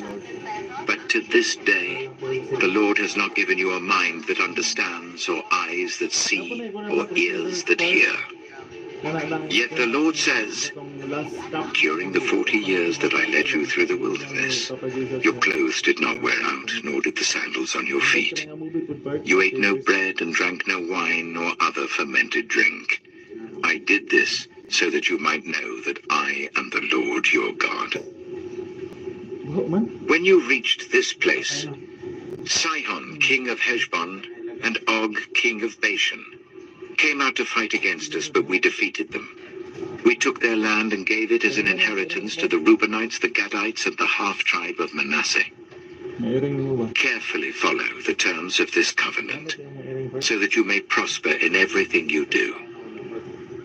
All of you are standing today in the presence of the Lord your God, your leaders and chief men, your elders and officials, and all the other men of Israel, together with your children and your wives, and the foreigners living in your camps who chop your wood and carry your water. You are standing here in order to enter into a covenant with the Lord your God, a covenant the Lord is making with you this day, and sealing with an oath, to confirm you this day as his people, that he may be your God, as he promised you, and as he swore to your fathers, Abraham, Isaac, and Jacob. I am making this covenant with its oath, not only with you who are standing here with us today in the presence of the Lord our God, but also with those who are not here today. You yourselves know how we lived in Egypt, and how we passed through the countries on the way here. You saw among them their detestable images and idols of wood and stone, of silver and gold. Make sure there is no man or woman, clan or tribe among you today whose heart turns away from the Lord our God to go and worship the gods of those nations. Make sure there is no root among you that produces such bitter poison. When such a person hears the words of this oath, and they invoke a blessing on themselves, thinking, I will be safe, even though I persist in going my own way, they will bring disaster on the watered land as well as the dry. The Lord will never be willing to forgive them. His wrath and zeal will burn against them. All the curses written in this book will fall on them, and the Lord will blot out their names from under heaven. The Lord will single them out from all the tribes of Israel for disaster, according to all the curses of the covenant written in this book of the law. Your children who follow you in later generations, and foreigners who come from distant lands, will see the calamities that have fallen on the land, and the diseases with which the Lord has afflicted it. The whole land will be a burning waste of salt and sulfur, nothing planted, nothing sprouting, no vegetation growing on it. It will be like the destruction of Sodom and Gomorrah, Admah and Zeboim, which the Lord overthrew in fierce anger. All the nations will ask, Why has the Lord done this to this land? Why this fierce, burning anger? And the answer will be, it is because this people abandoned the covenant of the Lord, the God of their ancestors, the covenant he made with them when he brought them out of Egypt. They went off and worshipped other gods and bowed down to them, gods they did not know, gods he had not given them. Therefore the Lord's anger burned against this land, so that he brought on it all the curses written in this book. In furious anger and in great wrath, the Lord uprooted them from their land and thrust them into another land, as it is now. The secret things belong to the Lord our God, but the things revealed belong to us and to our children forever, that we may follow all the words of this law. Deuteronomy chapter 30. When all these blessings and curses I have set before you come on you, and you take them to heart, wherever the Lord your God disperses you among the nations, and when you and your children return to the Lord your God, and obey him with all your heart and with all your soul, according to everything I command you today, then the Lord your God will restore your fortunes, and have compassion on you, and gather you again from all the nations where he scattered you. Even if you have been banished to the most distant land under the heavens, from there the Lord your God will gather you and bring you back. He will bring you to the land that belonged to your ancestors, and you will take possession of it. He will make you more prosperous and numerous than your ancestors. The Lord your God will circumcise your hearts and the hearts of your descendants, so that you may love him with all your heart and with all your soul, and live. The Lord your God will put all these curses on your enemies who hate and persecute you. You will again obey the Lord and follow all his commands I'm giving you today. Then the Lord your God will make you most prosperous in all the work of your hands and in the fruit of your womb, the young of your livestock and the crops of your land. The Lord will again delight in you and make you prosperous, just as he delighted in your ancestors. If you obey the Lord your God, and keep his commands and decrees that are written in this book of the law, and turn it to the Lord your God with all your heart and with all your soul. Now what I am commanding you today is not too difficult for you or beyond your reach. It is not up in heaven, so that you have to ask, who will ascend into heaven to get it and proclaim it to us so that we may obey it? Nor is it beyond the sea, so that you have to ask, who will cross the sea to get it and proclaim it to us so that we may obey it? No, the word is very near you. It is in your mouth and in your heart, so that you may obey it. See, I set before you today life and prosperity, death and destruction.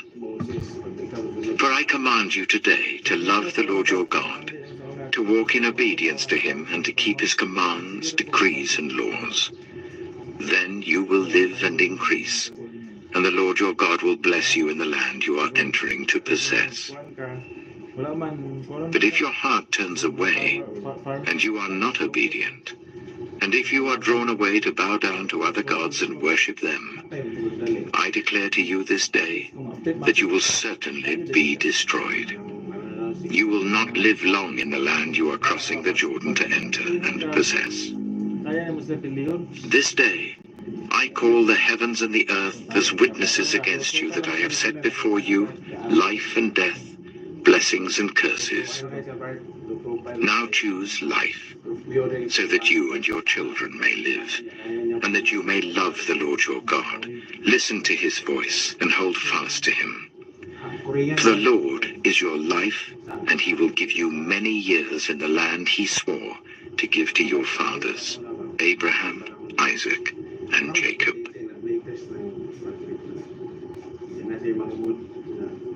Deuteronomy chapter 31. Then Moses went out and spoke these words to all Israel. I am now 120 years old, and I am no longer able to lead you. The Lord has said to me, you shall not cross the Jordan. The Lord your God himself will cross over ahead of you. He will destroy these nations before you, and you will take possession of their land. Joshua also will cross over ahead of you, as the Lord said. And the Lord will do to them what he did to Sihon and Og, the kings of the Amorites, whom he destroyed along with their land. The Lord will deliver them to you, and you must do to them all that I have commanded you. Be strong and courageous. Do not be afraid or terrified because of them. For the Lord your God goes with you. He will never leave you nor forsake you. Then Moses summoned Joshua and said to him in the presence of all Israel, Be strong and courageous, for you must go with this people into the land that the Lord swore to their ancestors to give them, and you must divide it among them as their inheritance. The Lord himself goes before you and will be with you. He will never leave you nor forsake you. Do not be afraid. Do not be discouraged. So Moses wrote down this law and gave it to the Levitical priests, who carried the ark of the covenant of the Lord, and to all the elders of Israel. Then Moses commanded them, At the end of every 7 years, in the year for cancelling debts, during the festival of tabernacles, when all Israel comes to appear before the Lord your God at the place he will choose, you shall read this law before them in their hearing. Assemble the people, men, women, and children, and the foreigners residing in your towns, so that they can listen and learn to fear the Lord your God, and follow carefully all the words of this law. Their children, who do not know this law, must hear it and learn to fear the Lord your God as long as you live in the land you are crossing the Jordan to possess. The Lord said to Moses, Now the day of your death is near. Call Joshua and present yourselves at the tent of meeting, where I will commission him. So Moses and Joshua came and presented themselves at the tent of meeting. Then the Lord appeared at the tent in a pillar of cloud, and the cloud stood over the entrance to the tent. And the Lord said to Moses, You are going to rest with your ancestors, and these people will soon prostitute themselves to the foreign gods of the land they are entering. They will forsake me and break the covenant I made with them. And in that day I will become angry with them and forsake them. I will hide my face from them, and they will be destroyed. Many disasters and calamities will come on them, and in that day they will ask, Have not these disasters come on us because our God is not with us? And I will certainly hide my face in that day, because of all their wickedness in turning to other gods. Now write down this song, and teach it to the Israelites, and make them sing it, so that it may be a witness for me against them. When I have brought them into the land flowing with milk and honey, the land I promised on oath to their ancestors, and when they eat their fill and thrive, they will turn to other gods and worship them, rejecting me and breaking my covenant. And when many disasters and calamities come on them, this song will testify against them, because it will not be forgotten by their descendants. I know what they are disposed to do, even before I bring them into the land I promised them on oath. So Moses wrote down this song that day and taught it to the Israelites. The Lord gave this command to Joshua, son of Nun. Be strong and courageous, for you will bring the Israelites into the land I promised them on oath, and I myself will be with you. After Moses finished writing in a book the words of this law from beginning to end, he gave this command to the Levites who carried the Ark of the Covenant of the Lord. Take this book of the law and place it beside the Ark of the Covenant of the Lord your God. There it will remain as a witness against you. For I know how rebellious and stiff-necked you are. If you have been rebellious against the Lord while I am still alive and with you, how much more will you rebel after I die? Assemble before me all the elders of your tribes and all your officials, so that I can speak these words in their hearing, and call the heavens and the earth to testify against them. For I know that after my death you are sure to become utterly corrupt, and to turn from the way I have commanded you. In days to come, disaster will fall on you because you will do evil in the sight of the Lord, and arouse his anger by what your hands have made. And Moses recited the words of this song from beginning to end in the hearing of the whole assembly of Israel. Deuteronomy chapter 32. Listen, you heavens, and I will speak. Hear, you earth, the words of my mouth. Let my teaching fall like rain, and my words descend like dew, like showers on new grass, like abundant rain on tender plants. I will proclaim the name of the Lord. Oh, praise the greatness of our God. He is the rock. His works are perfect, and all his ways are just. A faithful God who does no wrong, upright and just is he. They are corrupt and not his children. To their shame they are a warped and crooked generation. Is this the way you repay the Lord, you foolish and unwise people? Is he not your Father, your Creator, who made you and formed you? Remember the days of old. Consider the generations long past. Ask your father, and he will tell you, your elders, and they will explain to you. When the Most High gave the nations their inheritance, when he divided all mankind, he set up boundaries for the peoples according to the number of the sons of Israel. For the Lord's portion is his people, Jacob his allotted inheritance. In a desert land he found him, in a barren and howling waste. He shielded him and cared for him. He guarded him as the apple of his eye.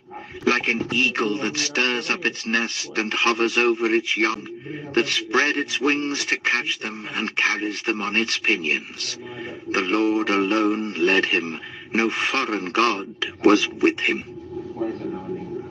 He made him ride on the heights of the land, and fed him with the fruit of the fields. He nourished him with honey from the rock, and with oil from the flinty crag, with curds and milk from herds and flock, and with fattened lambs and goats, with choice rams of Bashan, and the finest grains of wheat. You drank the foaming blood of the grape. Jeshurun grew fat and kicked. Filled with food, they became heavy and sleek. They abandoned the God who made them, and rejected the rock, their savior. They made him jealous with their foreign gods, and angered him with their detestable idols. They sacrificed to false gods, which are not God, gods they have not known, gods that had recently appeared, gods your ancestors did not fear. You deserted the rock who fathered you. You forgot the God who gave you birth. The Lord saw this and rejected them because he was angered by his sons and daughters. I will hide my face from them, he said, and see what their end will be. For they are a perverse generation, children who are unfaithful. They made me jealous by what is no God, and angered me with their worthless idols. I will make them envious by those who are not a people. I will make them angry by a nation that has no understanding. For a fire will be kindled by my wrath, one that burns down to the realm of the dead below. It will devour the earth and its harvests, and set on fire the foundations of the mountains. I will heap calamities on them, and expend my arrows against them. I will send wasting famine against them, consuming pestilence and deadly plague. I will send against them the fangs of wild beasts, the venom of vipers that glide laid in the dust. In the street the sword will make them childless. In their homes terror will reign. The young men and young women will perish, the infants and those with grey hair. I said I would scatter them and erase their name from human memory. But I dreaded the taunt of the enemy, lest the adversary misunderstand and say, "Our hand has triumphed. The Lord has not done all this." They are a nation without sense. There is no discernment in them. If only they were wise and would understand this and discern what their end will be. How could one man chase 1,000 or two put 10,000 to flight? Unless their rock had sold them, unless the Lord had given them up. For their rock is not like our rock, as even our enemies concede. Their vine comes from the vine of Sodom and from the fields of Gomorrah. Their grapes are filled with poison, and their clusters with bitterness. Their wine is the venom of serpents, the deadly poison of cobras. Have I not kept this in reserve, and sealed it in my vaults? It is mine to avenge. I will repay. In due time their foot will slip. Their day of disaster is near, and their doom rushes upon them. The Lord will vindicate his people and relent concerning his servants, when he sees their strength is gone and no one is left slave or free. He will say, "Now where are their gods, the rock they took refuge in, the gods who ate the fat of their sacrifices and drank the wine of their drink offerings? Let them rise up to help you. Let them give you shelter. See now that I myself am he. There is no God beside me. I put to death and I bring to life. I have wounded and I will heal, and no one can deliver out of my hand. I lift my hand to heaven and solemnly swear, as surely as I live forever, when I sharpen my flashing sword and my hand grasps it in judgment, I will take vengeance on my adversaries and repay those who hate me. I will make my arrows drunk with blood, while my sword devours flesh, the blood of the slain and the captives, the heads of the enemy leaders. Rejoice, you nations, with his people, for he will avenge the blood of his servants. He will take vengeance on his enemies and make atonement for his land and people. Moses came with Joshua, son of Nun, and spoke all the words of this song in the hearing of the people. When Moses had finished reciting all these words to all Israel, he said to them, "Take to heart all the words I have solemnly declared to you this day, so that you may command your children to obey carefully all the words of this law. They are not just idle words for you. They are your life. By them you will live long in the land you are crossing the Jordan to possess." On that same day, the Lord told Moses, "Go up into the Abarim range, to Mount Nebo in Moab, opposite Jericho, and view Canaan, the land I am giving the Israelites as their own possession. There, on the mountain that you have climbed, you will die and be gathered to your people, just as your brother Aaron died on Mount Hor and was gathered to his people. This is because both of you broke faith with me in the presence of the Israelites at the waters of Meribah Kadesh, in the desert of Zin, and because you did not uphold my holiness among the Israelites. Therefore, you will see the land only from a distance. You will not enter the land I am giving to the people of Israel."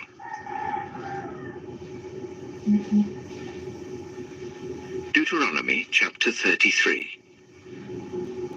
This is the blessing that Moses, the man of God, pronounced on the Israelites before his death. He said, "The Lord came from Sinai and dawned over them from Seir. He shone forth from Mount Paran. He came with myriads of holy ones from the south, from his mountain slopes. Surely it is you who love the people. All the holy ones are in your hand. At your feet they all bow down, and from you receive instruction. The law that Moses gave us, the possession of the assembly of Jacob." He was king over Jeshurun when the leaders of the people assembled, along with the tribes of Israel. Let Reuben live and not die, nor his people be few. And this he said about Judah. Hear, Lord, the cry of Judah. Bring him to his people. With his own hands he defends his cause. Oh, be his help against his foes. About Levi he said, Your Thummim and Urim belong to your faithful servant. You tested him at Massah. You contended with him at the waters of Meribah. He said of his father and mother, I have no regard for them. He did not recognize his brothers or acknowledge his own children, but he watched over your word and guarded your covenant. He teaches your precepts to Jacob and your law to Israel. He offers incense before you and whole burnt offerings on your altar. Bless all his skills, Lord, and be pleased with the work of his hands. Strike down those who rise against him, his foes, till they rise no more. About Benjamin, he said, Let the beloved of the Lord rest secure in him, for he shields him all day long, and the one the Lord loves rests between his shoulders. About Joseph, he said, May the Lord bless his land with the precious dew from heaven above, and with the deep waters that lie below. With the best the sun brings forth, and the finest the moon can yield. With the choicest gifts of the ancient mountains, and the fruitfulness of the everlasting hills. With the best gifts of the earth and its fullness, and the favor of him who dwelt in the burning bush. Let all these rest on the head of Joseph, on the brow of the prince among his brothers. In majesty, he is like a firstborn bull. His horns are the horns of a wild ox. With them he will gore the nations, even those at the ends of the earth. Such are the 10,000s of Ephraim, such are the thousands of Manasseh. About Zebulun, he said, Rejoice, Zebulun, in your going out, and you, Issachar, in your tents. They will summon peoples to the mountain, and there offer the sacrifices of the righteous. They will feast on the abundance of the seas, on the treasures hidden in the sand. About Gad, he said, Blessed is he who enlarges Gad's domain. Gad lives there like a lion, tearing at arm or head. He chose the best land for himself. The leader's portion was kept for him. When the heads of the people assembled, he carried out the Lord's righteous will and his judgments concerning Israel. About Dan, he said, Dan is a lion's cub, springing out of Bashan. About Naphtali, he said, Naphtali is abounding with the favor of the Lord and is full of his blessing. He will inherit southward to the lake. About Asher, he said, Most blessed of sons is Asher. Let him be favored by his brothers, and let him bathe his feet in oil. The bolts of your gates will be iron and bronze, and your strength will equal your days. There is no one like the God of Jeshurun, who rides across the heavens to help you, and on the clouds in his majesty? The eternal God is your refuge, and underneath are the everlasting arms. He will drive out your enemies before you, saying, destroy them. So Israel will live in safety. Jacob will dwell secure in a land of grain and new wine, where the heavens drop dew. Blessed are you, Israel. Who is like you, a people saved by the Lord? He is your shield and helper, and your glorious sword. Your enemies will cower before you, and you will tread on their heights. Deuteronomy chapter 34. Then Moses climbed Mount Nebo from the plains of Moab to the top of Pisgah opposite Jericho. There the Lord showed him the whole land, from Gilead to Dan, all of Naphtali, the territory of Ephraim and Manasseh, all the land of Judah as far as the Mediterranean Sea, the Negev, and the whole region from the valley of Jericho, the city of palms, as far as Zoar. Then the Lord said to him, this is the land I promised on oath to Abraham, Isaac, and Jacob, when I said, I will give it to your descendants. I have let you see it with your eyes, but you will not cross over into it. And Moses, the servant of the Lord, died there in Moab, as the Lord had said. He buried him in Moab, in the valley opposite Beth Peor. But to this day, no one knows where his grave is. Moses was 120 years old when he died, yet his eyes were not weak, nor his strength gone. The Israelites grieved for Moses in the plains of Moab 30 days, until the time of weeping and mourning was over. Now Joshua, son of Nun, was filled with the spirit of wisdom because Moses had laid his hands on him. So the Israelites listened to him and did what the Lord had commanded Moses. Since then, no prophet has risen in Israel like Moses, whom the Lord knew face to face, who did all those signs and wonders the Lord sent him to do in Egypt, to Pharaoh and to all his officials and to his whole land.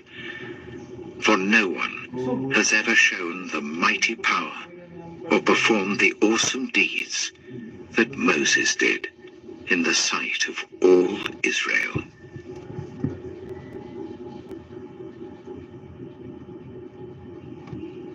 The book of Joshua. Joshua chapter 1. After the death of Moses, the servant of the Lord said to Joshua, son of Nun, Moses' assistant, Moses, my servant, is dead. Now then, you and all these people, get ready to cross the river Jordan into the land I am about to give to them, to the Israelites. I will give you every place where you set your foot, as I promised Moses.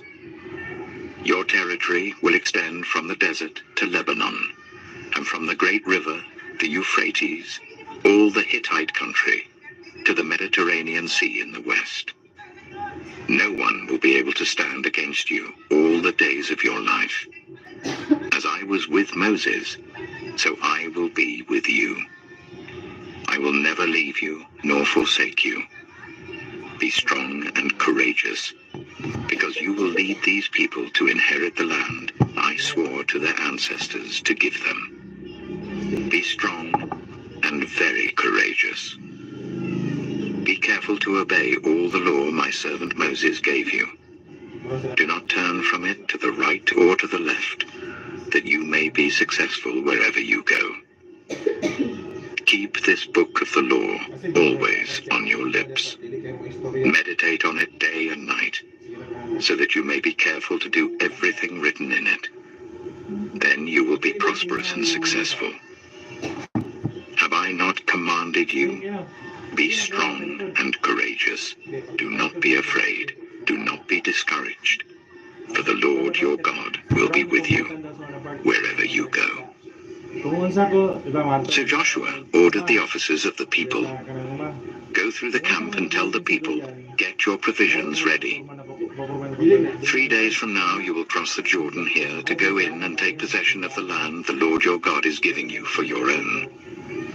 But to the Reubenites, the Gadites, and the half-tribe of Manasseh, Joshua said, remember the command that Moses the servant of the Lord gave you after he said, the Lord your God will give you rest by giving you this land.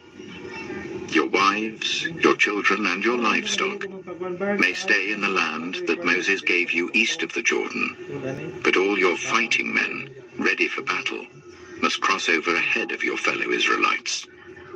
You are to help them until the Lord gives them rest, as he has done for you, and until they too have taken possession of the land that the Lord your God is giving them.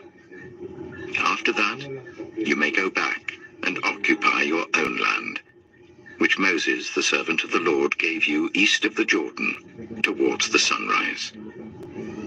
Then they answered Joshua, whatever you have commanded us we will do, and wherever you send us we will go. Just as we fully obeyed Moses, so we will obey you.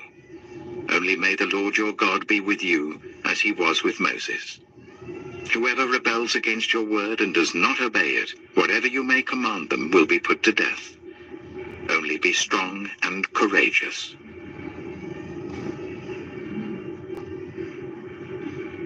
Joshua chapter 2.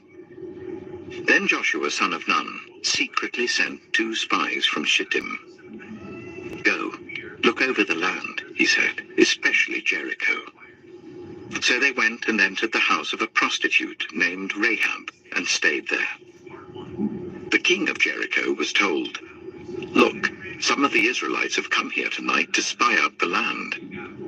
So the king of Jericho sent this message to Rahab, bring out the men who came to you and entered your house, because they have come to spy out the whole land. But the woman had taken the 2 men and hidden them. She said, yes, the men came to me, but I did not know where they had come from. At dusk, when it was time to close the city gate, they left. I don't know which way they went. Go after them quickly.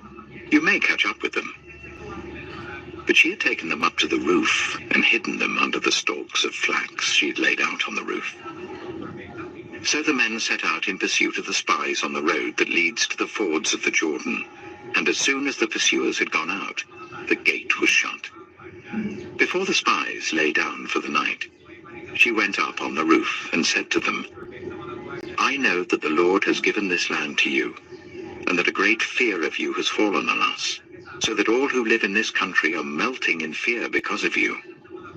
We have heard how the Lord dried up the water of the Red Sea for you when you came out of Egypt, and what you did to Sihon and Og, the 2 kings of the Amorites east of the Jordan, whom you completely destroyed. When we heard of it, our hearts sank, and everyone's courage failed because of you, for the Lord your God is God in heaven above and on the earth below. Now then, please swear to me by the Lord that you will show kindness to my family, because I have shown kindness to you. Give me a sure sign that you will spare the lives of my father and mother, my brothers and sisters, and all who belong to them, and that you will save us from death. Our lives for your lives, the men assured her. If you don't tell what we are doing, we will treat you kindly and faithfully when the Lord gives us the land. So she let them down by a rope through the window, for the house she lived in was part of the city wall. She said to them, go to the hills so that the pursuers will not find you. Hide yourselves there for 3 days until they return, and then go on your way.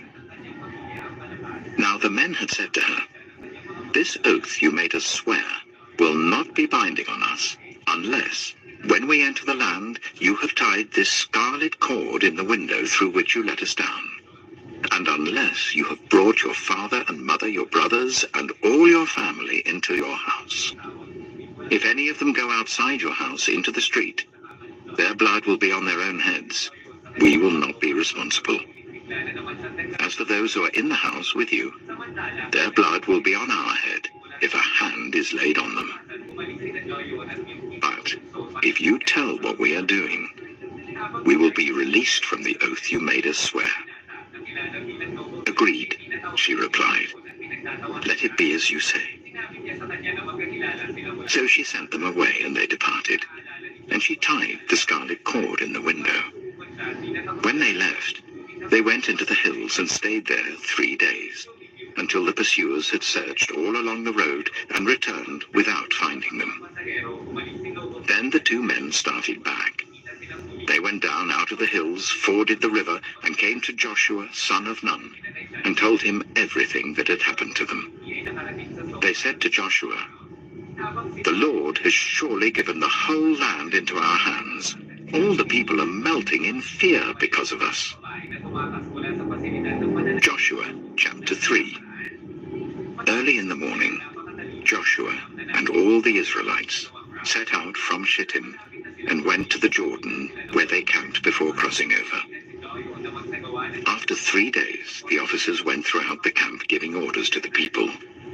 "When you see the Ark of the Covenant of the Lord your God, and the Levitical priests carrying it, you are to move out from your positions and follow it. Then you will know which way to go, since you have never been this way before. But keep a distance of about 2,000 cubits between you and the Ark. Do not go near it."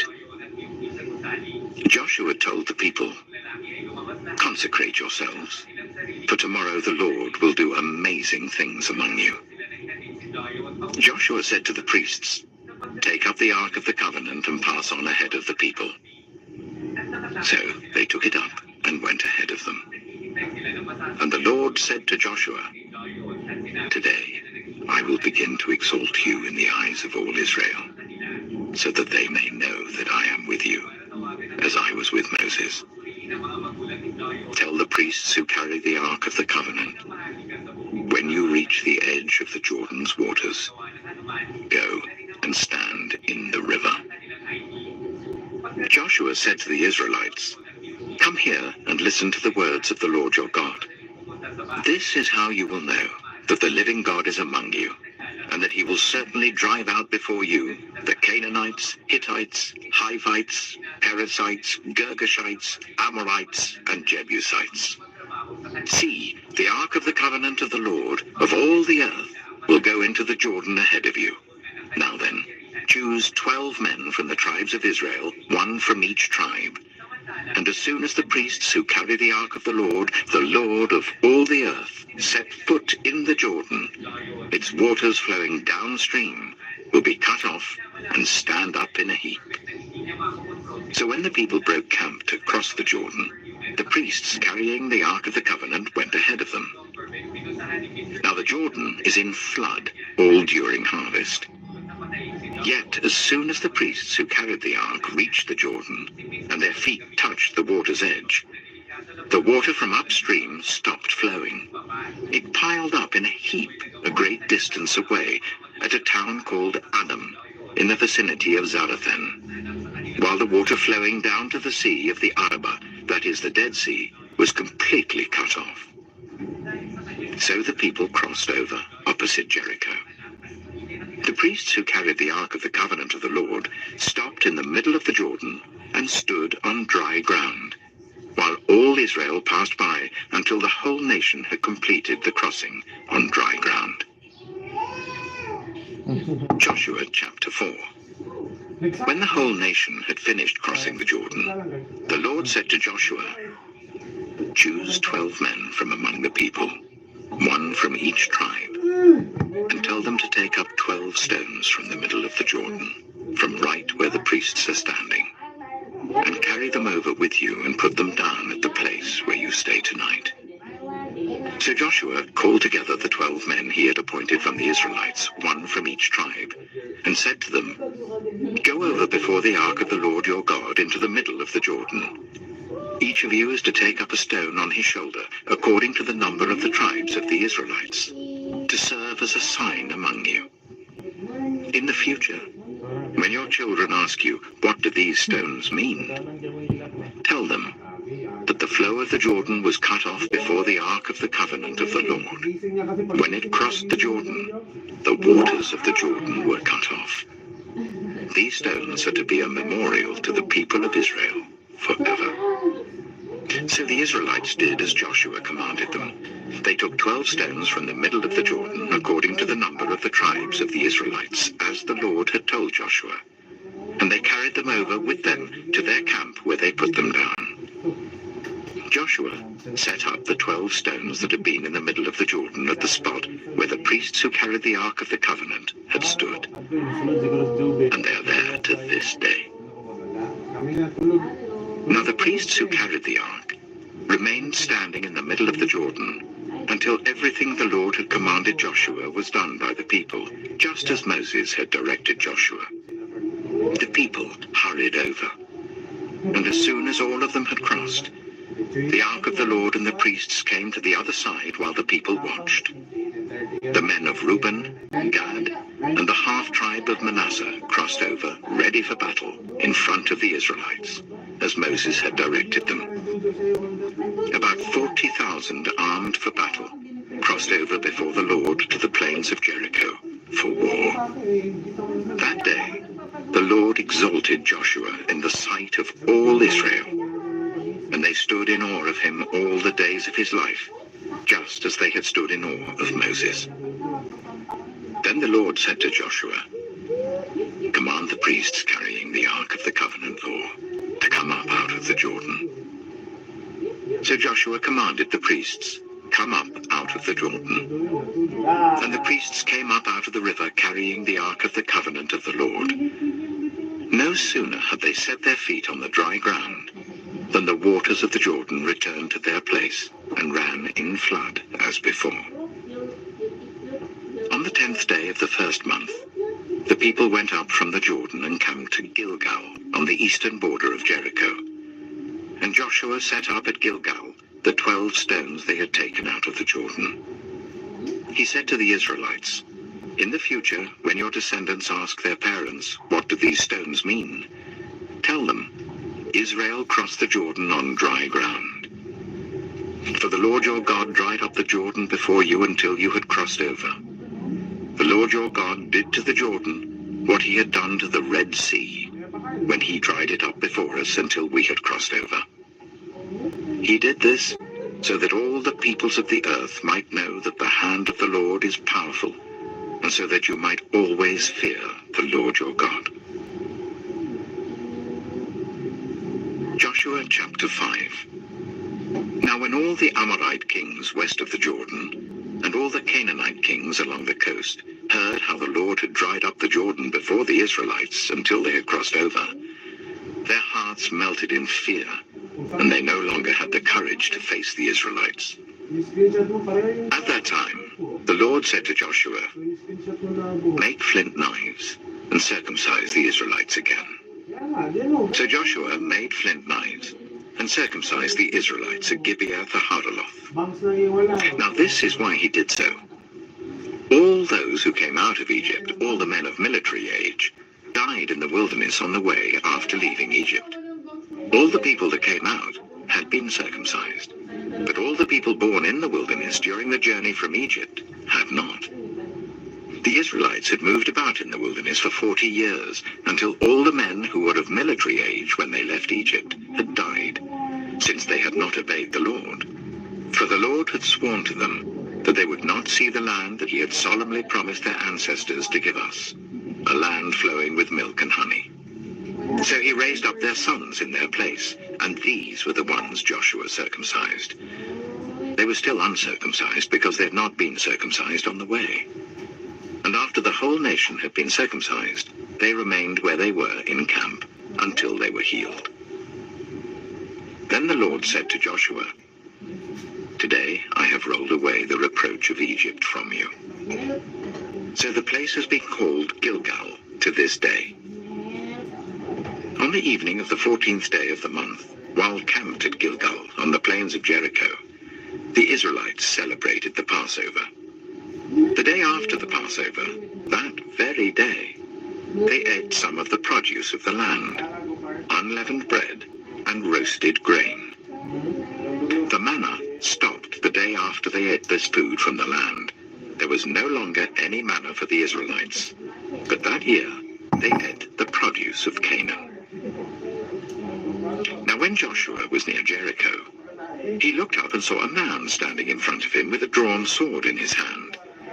Joshua went up to him and asked, "Are you for us or for our enemies?"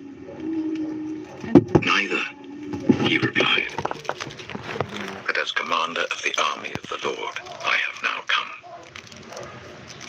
Then Joshua fell face down to the ground in reverence and asked him, "What message does my Lord have for his servant?"